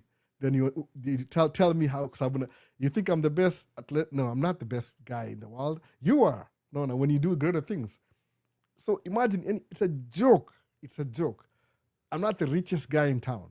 Ile tu una figure out life in a way it works for you. What's your rich life? Kuna msako worth 10 million. Kuna msako worth 2 million. The 2 million guy is more happy than the 10 million guy. Unaelewa hivyo? Ni about your rich life. Naona. Mi si desire kuishi kwa mansion. If it happens, I'm not gonna complain. But ndaishi tu. But mi siyo goal yangu si hivyo. Watoi wangu tu ni wa raise. Actually, to be honest, deep down, I don't want to be super rich while my good kids are growing. They won't learn anything. No. Wacha nikuwe kama tuna struggle every day. The real life ndio wajue. Oh, it's a struggle. Look at, we are, okay, ni first world problems. Oh, look at us. We are struggling so much. Oh, I'm driving a really old car. It doesn't matter. Anyway, wacha nikuwe mdosi after my kids move out. Ni wasiwai jua. No, wasiwai jua. Because you can't pretend if you're not rich. You can't pretend to your kids. They're smarter than you think. Those little human beings. Mwana hivyo. So, if you're doing aviation, Africa is just about to blow up na your aviation. Sababu Ethiopia na build airport. I think order planes. So itakuwa hub. Naona. Alafu angalia, mimi nimeangalia kuna umse plane spotter wa sijui ni Kenya plane spotter. Kuna kama kadhaa mu watch JKIA. The planes that come to Nairobi, I would love to see them in Minneapolis. Ni vile sisi hiyo si market yetu. Umeona? So meaning aviation ikikuwa a thing, the airport, hata kama una blame Ruto or whatever, man, it doesn't matter. Is he the guy who signed the thing while he's on office? What, oil pipeline, Dangote, refinery Mombasa, or was it mafuta Zaire? Let it happen. The development. Kwa nini? Those things come with real jobs, by the way. Real jobs. Especially kama ni African, for Africans, by Africans, for Africans. Nimesahau gani? Ile Africans of the people. Oh, of Africa, for Africans, by Africans, for Africans. Kitika hiyo. Itakam na hizo resources. There's no other shortcut. I see it coming 5-10 years from now. Naona. Muangalianga ma house tour, TikTok, Instagram, za Kenya sema, man, Kitengela, your bungalow, 3-bedroom, open house, akianani. Alafu nafikiri ile whether ya Kenya, you can live in this house in Kitengela, na whether inakaa hivyo, akianani, hiyo nyumba. I wish, naona. Zinakaa poa. Na kuna hata waangaliange video kama hizo. Itafikia lini una complain? Au juu ni ile tu some few utamake tu, you'll turn some new few knobs in your mind, upate wewe unaishi your life. Na uta notice by the way. Naona. Itakuwa tu kama joke. What's your rich life? All that matters. Naona. It's what gives you more freedom to do whatever you want. So lazima ukuwe billionaire. Billion is a lot of money by the way. A lot of money. Mkanikachina wife because how many years ago, maybe 7-8 years ago, tukasemaje, back then if somebody gave us $2 million, we'd never work a day in our life. In our lifetime. That is if I live until I'm 80. Something like that. 80. I'm 80. Until I'm 80. No. Maybe 40 years from now. $2 million imetosha. Just daily life. No. Nobody knows I exist. No, evil. And you can do it. It might take you 5 years to build that. Alafu you live the next 50 years because of the 5 years you put in the beginning. So Kalama, usijidoubt, go through the trenches, learn aviation, learn everything. Your airport blow up, they'll need some things will be introduced kwa JKIA. Nasikia una plan to build railway, ile from Nairobi to the airport directly. Kama kuna hiyo freeway, railway is the next thing. What's the big thing na railway? Kama barabara iko infrastructure, ni kuongeza tu pila ingine hapa na kwa railway, train. Naona. Sisi build a train by the way. Nimeingia construction na train. Tumebuild moja from 2010 to 2015, ingine kaza 2019, imeisha this year. Naona. Ilichelewa kidogo because of politics, lakini inaisha this year by the way. Light rail, mbili. So ile tulianza na ile ilikuwa kuna blue line na green line. So tumemaliza green line extension towards the west of the city. Next thing ni blue line extension to the north of the city. Ni kama plus north, south, east, west. So kuna west imemalizika, east west imemalizika from St Paul to hapa, hata labda wataongeza kwenda kuna river though, sijui kama itawezekana ile manini, lazima maflyover, ni mlima, so they'll figure it out. Lakini in terms of ile railway ita extend from north to south. Mona, it's coming maybe next year. Ndabuy tracks zingine mbili, I don't care. Ndabuy 2 track. Will I use my money? No, I'll fund financing. Sababu kama job iko guaranteed labor, I'll create some employment, I'll hire some people. Mona hivyo. So tunaangalia tu future, alafu sema how can I take advantage of this new project? Utacomplain juu ya Ruto, lakini yani he was in president akisainiwa airport itengenezwe. Ili first jua uzie nani, it doesn't matter, wacha airport ikuje. Ita bring my jobs, naona. Juu capacity ya Kenya hata cargo planes muona pale nasema haki ya nani. We don't get those over here. Hapa tuna cargo 3. Tuko na ama ni 4. Kuna Amazon Prime, kuna UPS, FedEx na inge itongaji ya yellow. Ya Europe. So FedEx, UPS, Amazon Prime na DHL. That's it. DHL ndege yao ni ndogo. UPS ndiko na ile ndege kubwa. Sasa ngojea UPS na dabo sana, naona. Inaingianga tu kama every other day. Kenya kuna sijui Ethiopian cargo, sijui aviation industry is growing. Usi underestimate, by the way. Don't underestimate it. Follow through. Naona. Kuwa prepared when it happens, uko ready to go. Naona. Acha nimalize Q&A. Sangapi 3 something nafaa kumaliza. Nenda towards 3 hour. In future, try to do live stream pale Twitch ukiwa job. I can't even, itakuwa Dare travel, I can't stream while I'm working. It's so illegal. No. Unless I should speed in your full-time job, I can't stream while I'm working. Hiyo ni zero hiyo. It will never happen. It's so illegal. Una show, you're telling them exactly what you're doing, where you're doing it at. No. Utaino na mbele ya track tena. They'll shut me down, wachukue license, or shut down kampuni na kila kitu. Hiyo ni mbaya sana, by the way. Unless somebody else is driving. No. So Nicholas Temil, watching your videos while I was in Kenya, out of your videos, I came to the US, did my CDL. Now I'm getting training. Share your answer already, I think so. Ilikuwa Nicholas. Alisema hivyo before. Ama nimemiss anything. God willing, I'll be there. Good. Nishaongea hiyo kidogo. Ilikuwa nini? Alexander Kilonzo, hi. Nani mwingine hapa semaje? Yeah, remote work, but on the other side, I will have to forfeit my aviation dreams. In a dilemma at the moment you take place. Remote jobs ina make sense kama kwa Kenya, but pia hapa hivi you need some experience. Naona kama vile Trump administration imeingia, they fired a lot of people kwa sababu unajua economy, new administration iko na try to rearrange everything the way it works. The old one ilikuwa friendly kwa remote jobs. Just whatever you're doing, finish it first. Kuwa finisher. Start something, finish. Sababu, do you know how many ideas I have about things? More kama 10 ideas. Busema, which one am I considering? Nisemaje, let me make a new channel ya model airplanes. Nikaona, no, that's another thing, another job. I have kids. How am I going to do that? Ita work out, nikaachana nayo. Unanimepause. Niko na mandege hapa, but sijai do review. But nasema ndadu review baadaye. It's still on my project. Finish one thing, alafu move to the next step by step. Ukiwa na 10 different things, you end up not doing anything at all. Unfortunately. Finish moja umalize kabisa. Naona. Usiende ati I'm here, I'm there, I'm here. Example, you want to marry 10 women. Example, if you're a man.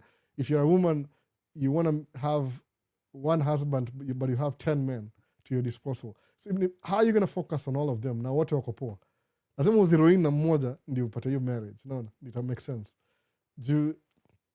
Niulize mimi, kukuwa na different inakuwa hard sana. Naona.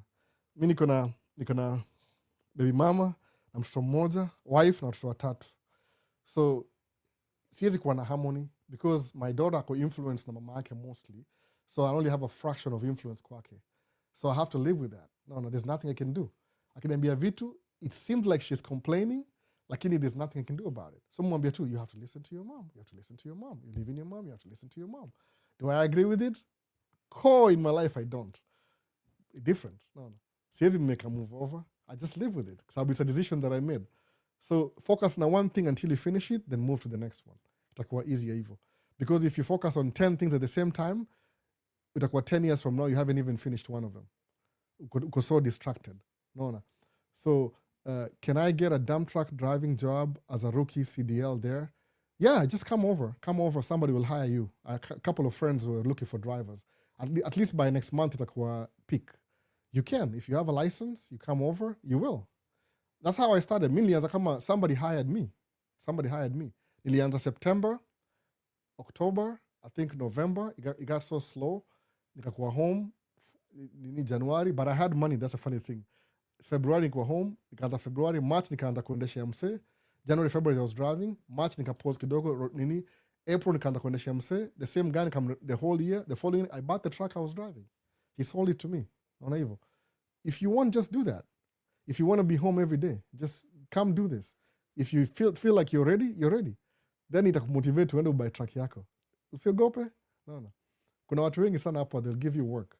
They'll teach you how to do it. Actually, you'll learn on the job. Meaning learn on the job. You're learning while you're getting paid. No. Just come over. Usiogope. No. It's up to you. No. When are you coming back to Kenya? I have no idea. I don't know. When my kids are old enough to be by themselves for like a month, then I'll do that. It's like a teamwork na wife. No. Jillman, I can help you a little bit on the market. Opening social media and posting reels, maybe. Yep, talk to Dero Travels, will help you.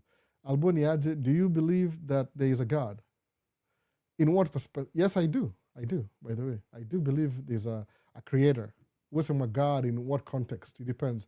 But I do believe there's a creator of the world. I do believe that, 100%. It's not, there's no chance. So don't put me in a box. Don't put me in a box. I do believe there's a creator. These things just can't happen by themselves. Hakuna coincidence hapa. I do.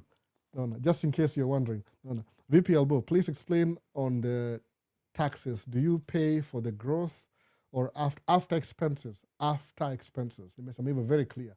After expenses. And you're the one who determines. Sabu, everything you do needs to have paperwork. Like every time ukuna expenses, like when you buy fuel, keep your receipts. The way I do it, I use one account for fuel only. Sawa. One account for expenses only. Ile I have to pay for it. So kama nikienda repairs, niko na account ya repairs.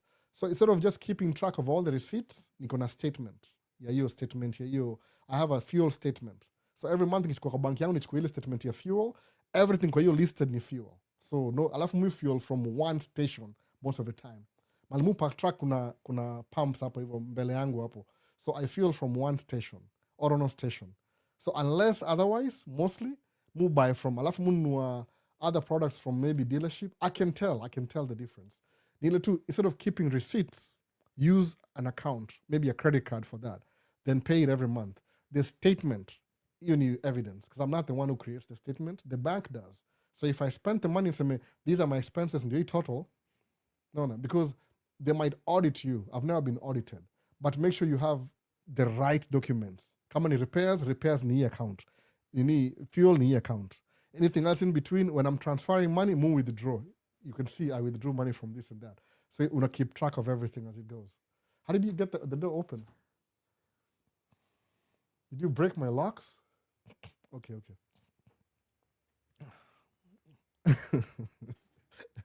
So ni hivyo the Kiblangat, kumbuka hivyo. I'm leasing and you're right, it's a scam anyway. Yeah, but Kiblangat, if you're leasing, now uko wise enough kujua owning is better. No. But it's good you did that, because once you do that, inakuwa easier. No. Connection ndio normal. Nasema connection ndio. Please talk about mechanics kindly. Arnold, mechanic kuna job everywhere. Any, kama wewe ni mechanic au itaapa kama diesel mechanic, utapata job kesho, by the way. Kwa sababu watu wanaingia wakitoka. Okay. Just call me, I'll come open it. So umekaa Stato how long? Micah, 19 years so far. And towards 20. So what's your thoughts on Niger hustle? The likes of Hush Puppy, Yahoo Boys, etc. I don't really know much about that. I don't follow them, so I don't know the hustle. Maybe I'll look at it now that Mesema. Tell them sound is the most important thing in making videos kaka. I love the outcome of your quality sound. In a help out sound only half the video. If you have good sound, people can watch your video. If you have bad sound and good videos, people won't even watch it. No. Your mind typically will check out. No. So Dero, thanks, brother. I will stay in touch. Jill Mana. Yeah, get in touch with Dero Travels. As a PPL holder, PPL, what's a PPL? I know aviation is expensive. Kalama should be sure it's truly your passion before committing, and he risks wasting time and money on the wrong path. I don't think he's doing aviation directly, but aviation has a lot of money, by the way. I'm not going to kid you, to be honest. Kama nikiangalia ops, our airport runs 24 hours. No. There's people for every single thing. I work at the airports occasionally. There's jobs for the airport this year. I'm going to be in there, but I'm not going to be recording when I'm working. But it works like everywhere if you look at it. No. And sometimes you need a good job in the beginning to make enough money to start your own business. Don't rule out mambo ya job. Your job is your first business partner. Sababu your source of income. Kamimi kwanza trucking, I started as a driver. So that was a job. For 3 years, I was working as a driver. The 4th year, I bought my truck. 2 years over the road, 1 year construction. The 4th year, as a business owner. I knew nothing. I didn't even know what I was doing. But still, I did it anyway. So sometimes you need your job to get to the next level. Income. So what about a combined truck na mechanic? See, you'll save a lot of money kuliko kufanyiwa. Yeah, you can do that too. It's just that when you're driving, you have to sleep. Rules that trucking, you have to drive maybe 14 hours a day, then you have to sleep 10 hours. So if you're a mechanic, are you going to fix your truck for 10 hours at night? Then when are you going to be driving? But if you can do that too. If you come over, you can start with a mechanic, then you go with driving, then you put your drivers, then you manage them as a mechanic. That's what people do. Si besti yangu itwa Pretty. Pretty, he's a mechanic, but he started as a driver. Now he's a full-time mechanic, but he still runs trucks because he ended up in the maintenance. It works out. No. Usijali. The first thing works out, it builds to the next one. No. Albo niko na experience kwa job ya meat industry in a pay poor states. I don't know exactly, but it can get you here. I don't know, unafanya nini slaughter? What do you do? What do you slaughter? Cows? No. Meat is a big business. Do you know how much steak costs? Steak. Nyama to steak. Ile tanga steak ile. Fine cuts, prime steak. No. Steak ni $80. My kids have been eating steak. They're becoming older boys. Nimwapikia steak last week, naenda kuangalia, oh my goodness, $80? But ni ile $80 your steak, but ni ile nawapikia, because kwa restaurant, hiyo meal ya steak itakuwa $150. So you're better off buying and making it yourself. Hata by then I'm supposed to buy them steak today. Oh, so it's time. But then, I'm running out of time. I was supposed to be done by 3. But nilichelewa, I was a few minutes late. So meat industry is really good, by the way. It's really good. But I don't know much about it, but najua it costs slaughter. Exactly. That's a lot of money. A lot of money. That alone can get you here. Then once you're here, that's your job, stable. After you start transitioning to something else again. The opportunity, by the way. No. Usi underestimate your first thing, because I don't think there's a lot of people in Kenya who know how to slaughter. That's very few. Ni unique. No, ni unique sana. So hi Albo, Dan from Nairobi. I'm a truck driver for Postal Corporation and also trying to get myself over there to do what you do. Also talk about fly in, fly out jobs in Australia. Have a good week. I don't know much about Australia though. I live in the United States. I don't know much about Australia. There's people that I know there, but they don't do videos. Maybe somebody does. I wish people did that, by the way, on a duplicate. They just talk about the experiences, but not everybody would. No, I wish. Thanks for the advice, Kalama. Just stick to what you're doing, Kalama, to the end. One thing at a time. You finish next. That's what I've been doing, by the way. No. If one thing done. Evo. If you do 3 things at the same time, it's not going to happen. I'm raising 3 kids at the same time. I'm not perfect. I know that already, by the way. But I'm trying my best. But these are kids. They're little human beings. But I want chicken, here's chicken. I want meat, here's meat. None of them. Now I want, okay, listen. It took me time. Did they give up? I don't know what they want exactly. So alafu kuna hii topic ya marriage is a scam. You never sat with shemeji yetu. Some of your subscribers were looking forward to marrying white girls. Just do it, by the way. Yani, if I can mention it, experience yangu ni hivi. Acha nione kama hapo ni kweli. Alafu ya mwisho nani. You did a good job, bro. Keep the nice work. Vincent, karibu ende kulala. Ni hivi, what happened na life yangu ni hivi. I'm sharing my life experience. No filters, just real talk. No. Ilikuwa hivi. When I came to America, I wanted to marry I had a girlfriend in Kenya, by the way, for so many years. 4 years, same girlfriend. Because Kenya nilikuwa na do job 7 days a week, multiple holidays. Then I had a friend that I met before I started working when I was in college. So tulikuwa na date, we started dating. Hatukuwa serious sana. She was my girlfriend, not ile marriage. Marriage ilikuwa ni kama something that was going to come in the future. So I had a girlfriend in Kenya. So nilikuwa nishaanza kuwa used to having one girlfriend in Kenya. But nikipata green card, she didn't want to come with me as married. No. She didn't really want to do that. Alimwambia, let's go together, let's get married and get the green card together. Akaniambia, sijai sawa hiyo kitu, alisema, I don't want to get married out of convenience. Sawa. So this is my girlfriend. Alafu akatoka hapo hivyo, nikatoka Kenya. So when I left Kenya, I thought that maybe now that nimetoka Kenya, ile tu dream ya US, things will work out, ndakuwa poa, then I can go get her nimlete. Man, life ilinichapa wewe, the first year, second year, third year, hata sika nimefigure out what to do. No. Jukumbuka, nikuja hapa hivi States likuwa 2007, 2008, sika nimesettle down, 2009, bado 10, but 11, nimekam kusettle 2012, by the way. 2012. So ilikuwa 7, the whole of 7, 8, 9, 10, 11, 12. So almost 5 years kusettle down. Your relationship ilikuwa kama, we never broke up. Again, we never ended it. We never broke up. But time ili to separate. Sawa, over time. Nikasema, I wish angekubali ile time ya don't want to get married out of convenience. I wish tungetumawana naye convenient. Because angekuwa hapa already na mimi, we will be struggling together, which inge make life ingekuwa much easier than mimi kuwa alone. Alone ili take some time. So dream yangu ilikuwa, okay, I want to marry a Kenyan. Always in my back of my mind. Kuja huku, then I met this girl. Hapa hivi US. Okay, to be honest, mtu kwa kama ile, this girl I met, physique, ni kama my girlfriend. You're trying to stay home. Ile physique umezoea ile. It's like I was making up for what I was losing. Ile kawaida, watu wana hiyo trend. Then, tukata kujuana. Funny enough, this girl that I met, we were in the same school at the same time, but we never knew each other. But all the friends tunajua common friends. Sawa. Then what happens? He was so good, I felt like she's the one again. Maybe I was blinded because my life was so difficult. I mean, I don't know what happened, but somewhere I fell for her, kind of. But she didn't really feel the same way about me. Then we have a kid together, though. So when you had a kid, so what do we do?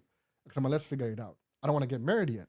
Sasa, alikataa kabisa kuolewa. Sikabidi we raise a kid. So then a new life. I fell for her for a little bit. Then we broke up because she didn't want to get married. She just wanted to be whatever, friends or whatever, not get married. Yalisamangaje. I don't want to, the first time ilikuwa, I don't want to be married out of convenience. Yalisema nini nimesahau yake ni gani? Nimesahau quote yake. I mean, for next time. Nishasema before, by the way. This is not a new story. Alafu, so alisema tu, she wanted to raise kids, but not marriage, which is okay. It's okay. So then what happened being what I did once my kid was born, nikaona, I can't really be driving over the road anymore, because over the road sometimes I might need to see my kid. Alafu niko stuck in Arizona. Na ako hii hapa hivi. What I'll do I'll go back to Minneapolis, St. Paul, stop driving over the road. Nikachukua ile regional driving. I'm home every week. In case anything happens weekend, I can go see her, take a day off. Kuja hapa hivi. Kuja hapa, I didn't really work out the way I wanted to. So nikaanza job local as a driver. Ndio nikaingia construction. Everything happened a coincidence too, because I was trying to support my kid and be there for her. Right? My daughter, who was 16. So I've been here 19 years. My daughter is 16. So, your life ndio hiyo sasa hiyo. Linishika. So basically, what happened hivi, my ile African community, I didn't really know a lot of people kwa African community because niko over the road driving, so nisikuwa najua watu wengi sana. Alafu saa vile ule demu wa Kenya ameniambia I don't want to get married out of convenience, huyu mwingine amesema nataka kuolewa to raise mtoi, nikataka kuwa suspicious na mademu. That's where I was in my space. Sikudanganya, I'm just being honest. Kwa suspicious. Alafu most of my advice nikipewa, people nikuwa around job nini walikuwa wao Wangoso. Juu technically hapa hivi Minneapolis 80% ya population ni Wangoso bado. So who was I interacting with every day? So mama wangu hapa hivi alikuwa anajua mimi na mtoto, anajua niko na situation, anajua kila kitu, but alikuwa ananitreat kama tu mtu kawaida. Wa Kenya wako ni avoid. Yasema umse akona issues already, so huyu tuwezi kaa naye. I'm just being honest. Sijikalisha sema hivi before, but this is true. Nikasema okay, sawa, what do I do? So over time ka realize aje nikatha somewhat kutrust our Wangoso kuliko wa Kenya. No. Unaona vile nikienda kwa Wangoso hakuna special treatment, ni mimi tu, they just take me as I am. Nikienda kwa Kenya judgmental. Nika switch sides. Kana wife ako chuo, amekuja hapa kusoma chuo, gari namwaribikia ananiita na mfixia gari. Sasa kuna mbona kila saa nitafuta kila saa. Madhake ashanipigia simu tukaanza kuongea. So I became friends na madhake. Ile kama asema my daughter ako shule hapo hivyo, amesema you're one of the point of contact, mnajuana from hii place na hii place. Niko one of the groups ya church inaitwa campus ministry. Ile ni kama ni ministry ya utoko campus university from 18 to 35 something like that. Naona. So nilikuwa na meet mademu wengi sana university hii time. I was older, nilikuwa 30 something. That's how I met my wife. Tukaoana, tukakuwa na mtoi. Ali understand ndo na mtoi na kila kitu. So mimi sikuwa na wish niwe Mgoso, lakini ika happen too because of hata nilikuwa naive. Nikasema hivi, since I'm already building my business and nimezoea ku provide for my kid, I'm trying to do everything to provide my kid, let me start something else that tunaweza trust. Naona. Nikawa wife. Ishaikuwa successful. Mufil kama bado niko na shida kidogo. Unajua kwa nini? Because si understand custom yao sana, but over time nimekam ku understand. Umeona? So ukiniuliza saa hii, the thing I did tumeona 12 years. 12 years ago when I met her and now, yeah, I've learned some things. But ni ile ukilearn things when it's too late, sometimes you just live with it. Juu ni ile ndio mufocus hivi, musemaje, my goals ni ku provide for my kids. As long as you ni priority, nothing else itani derail. Unaona hivyo? Nothing will derail me. My daughter yuko na mama yake. Mama yake aliolewa tena. So mama yake kuna hazi. Lakini ni ile siwezi mu influence the way I want to. So I live with it. So ni part of my life ile I have to do it. I can't escape it because it is what it is. Unaona hivyo? I have one kid Mwafrika na watoto watatu wako mixed. So I have to deal with that. Because about you ako 16. Niko na 2 more years before ako 18, apate ID, apate driver's license. Kwanza atapata driver's license this year, by the way. So it's like it's already over. I made my mistakes na nile. I'm trying my best kukuwa the dad that she never spent time with. And at the same time, I'm learning from that mistake to raise my remaining kids all in the same household. So it is what it is. But you see part of business and nini. So as long as na stick nayo, hata ukiwa mzungu, uwe mlatino, uwe mnini, it doesn't matter. As long as the common good, it could be 30%. Stick na hiyo foundation. Naona. Siwezi kuambia ati najua watu weupe wote kwa sababu their entire family ni wabaguzi. Lakini mimi unani treat different. Because maybe mimi ndio nili flip script. Because wasema watu weusi. But Albert. Naambia no, it's not just Albert. Kuna watu wengi kama Albert ni bila hawajui. Naona. It is what it is. Mbona hivyo? So kusema ati watakuoa shemeji, jailmana, wewe mzungu kama unaoa, you'll figure it out. Lakini always dwell on the positive. Ukiona imekuwa too toxic, musema hivyo, from my own good. Leave. Toka. Juu, hii historia kuja hapa States, kama umeoana na mtu, alafu msikizani. Honestly speaking, ishia. Naona, ishia. Because mkaa pamoja, mtaumizana bure. Walk away. Naona. Alafu adjust, whatever. Kami baby mama, ningetry. But ilikuwa so toxic. Hata si from my end. Ni kama alijua akika closer to mimi, maybe there's convinced to owane. She didn't want that. Okay. Nilimpatia ile space nika get away. And maybe I was able to breathe and think. Tunashare mtoi bado. So ili kuna man, I spend so much time not being around my kid because of your situation moja. So na watu unajua unaangalia na situation yako saa zingine. The people who I feel that I could trust ni hao ngosa best yangu niko na do nao campus ministry because uko na ile common good. But sahi kuangalia kama sema mambo ya business, sahi business yangu imestall because ya mama. Naona sababu yeye hataka kufanya kazi, track yake ya contribute kwa business, so tumekuwa na differences but that's something else. Naona ni life si perfect, una figure out as you go. So kusema utakuwa mgoso, wewe mgoso tu.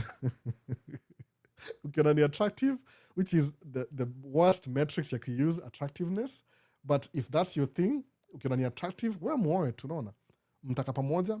When he gets toxic though, leave. Naona leave kabisa, usikae hapo hivyo kabisa, leave. Never, it's not worth it. Naona usikuwa ati ulioa mtu alafu uenda kwenda jela because mlipigana alafu yeye ni mgoso alafu ukafanya ubaguzi kuingia jela. Ikuwa toxic peacefully, separate, mwende your separate ways. Naona maisha yako iko more important than kitu yote ya mtu mwingine. Naweza sema hivyo. Hiyo ni commentary ya leo. So tamaliza live bana, ni 3 hours bana. I don't know how I'm gonna do this. Ni over 3 hours. So tamaliza live bana, alafu tuangalie next week. Sijumbo ni story imekama up. Naona Vincent asema nini? Asema you're doing a good okay, sawa. Amesema one more thing. Amesema nini? Watoi should be your first priority, the rest comes later. That's true. Naona. And do you think it's easy getting an African girl to marry there? Nikiwa kwa ground, how is it there like? I don't know. Something ile, man, I'm not an expert. No. There's so much Nimelan life, but still, it doesn't mean that because it's so hard you don't have to try it. No, you figure it out. No. Sababu sema, kama if you make money, at least for your comfort level, your rich life, I'm a happy man. I don't really care.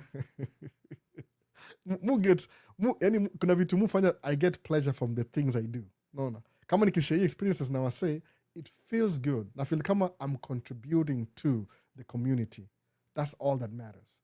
Alafu number 2, watoi wangu ndio priority. Naona. Hata madha wao wafanye nini, ndangoja paka watoke wote, alafu pia mimi nijichuje. Alafu ndakuwa na structure in a way that ndajichuja aje. Naona hivyo. So si kitu ati usema ati kuna specifications na nini. Real life ni real life. Stick hapo. Hata madem the same thing. Kama umeolewa na hazina, wewe ni dem. Na kuna toxicity. Mimi siwezi define because I'm not a woman. Mimi ni chali. Mimi najua ile side ya chali. Toka madhe. Divorce. Atasema kuwa good. Sema I don't even want the half of it. Divide. Take your money and go. Naona. Ni ile tu kama ni pesa unapata kama wewe ni dem, chukua pesa ya watoto. Ile usakiwa pesa ya watoto, ile child support. Move. Go away.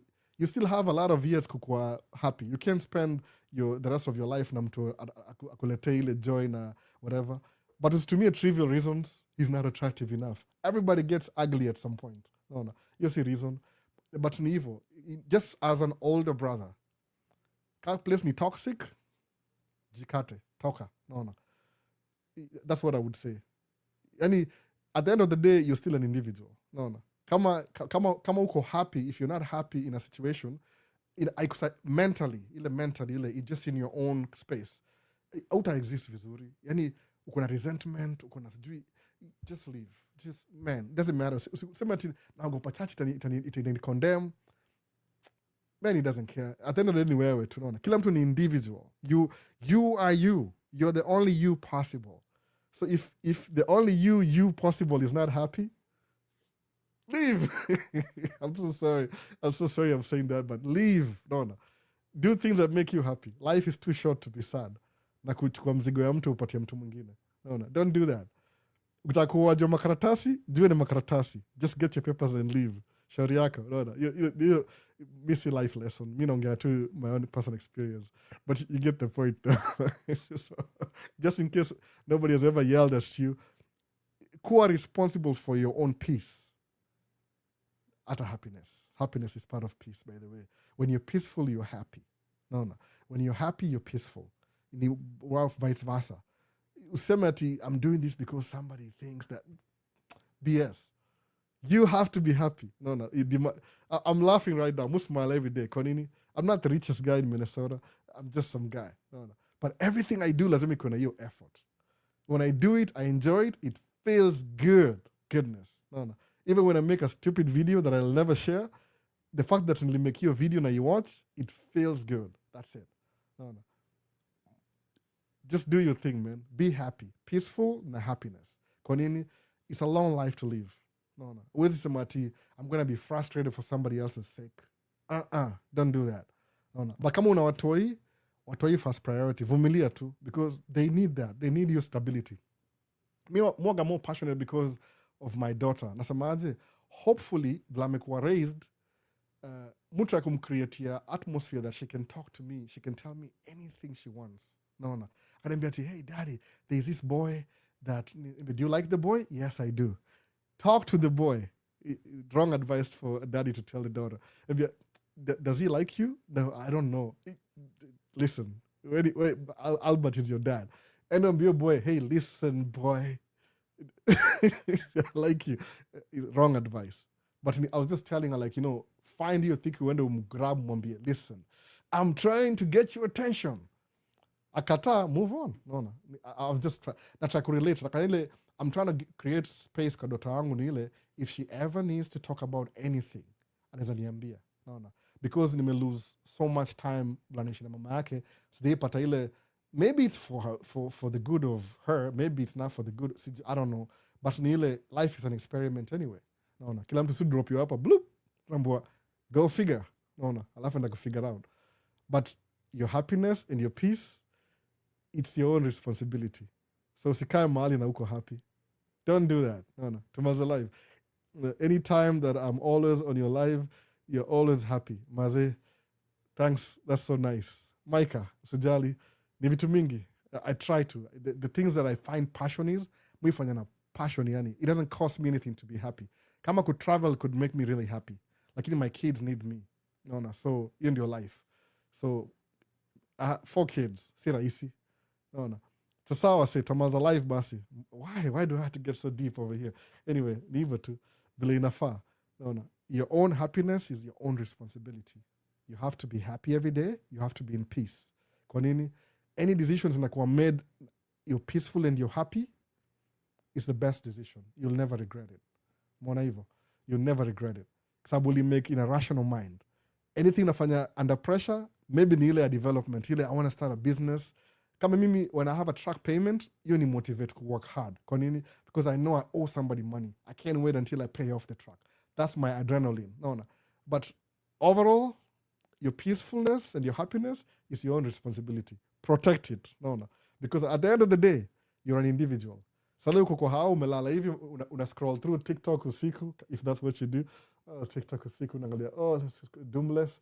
You're by yourself. You have to be happy. Ndio kiamka asubuhi, no. Una do the right thing. Sasa, so ndio hivyo basi saa, real talk. No. Tongea baadaye basi wase. Tani manza live hapa nianza na TikTok ndio wasinisumbue seme, these people still watching.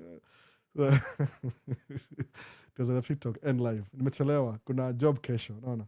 So isamanga hivyo. End live, you have viewers still marvel at your energy. No. Sijali bana. No. Just be happy.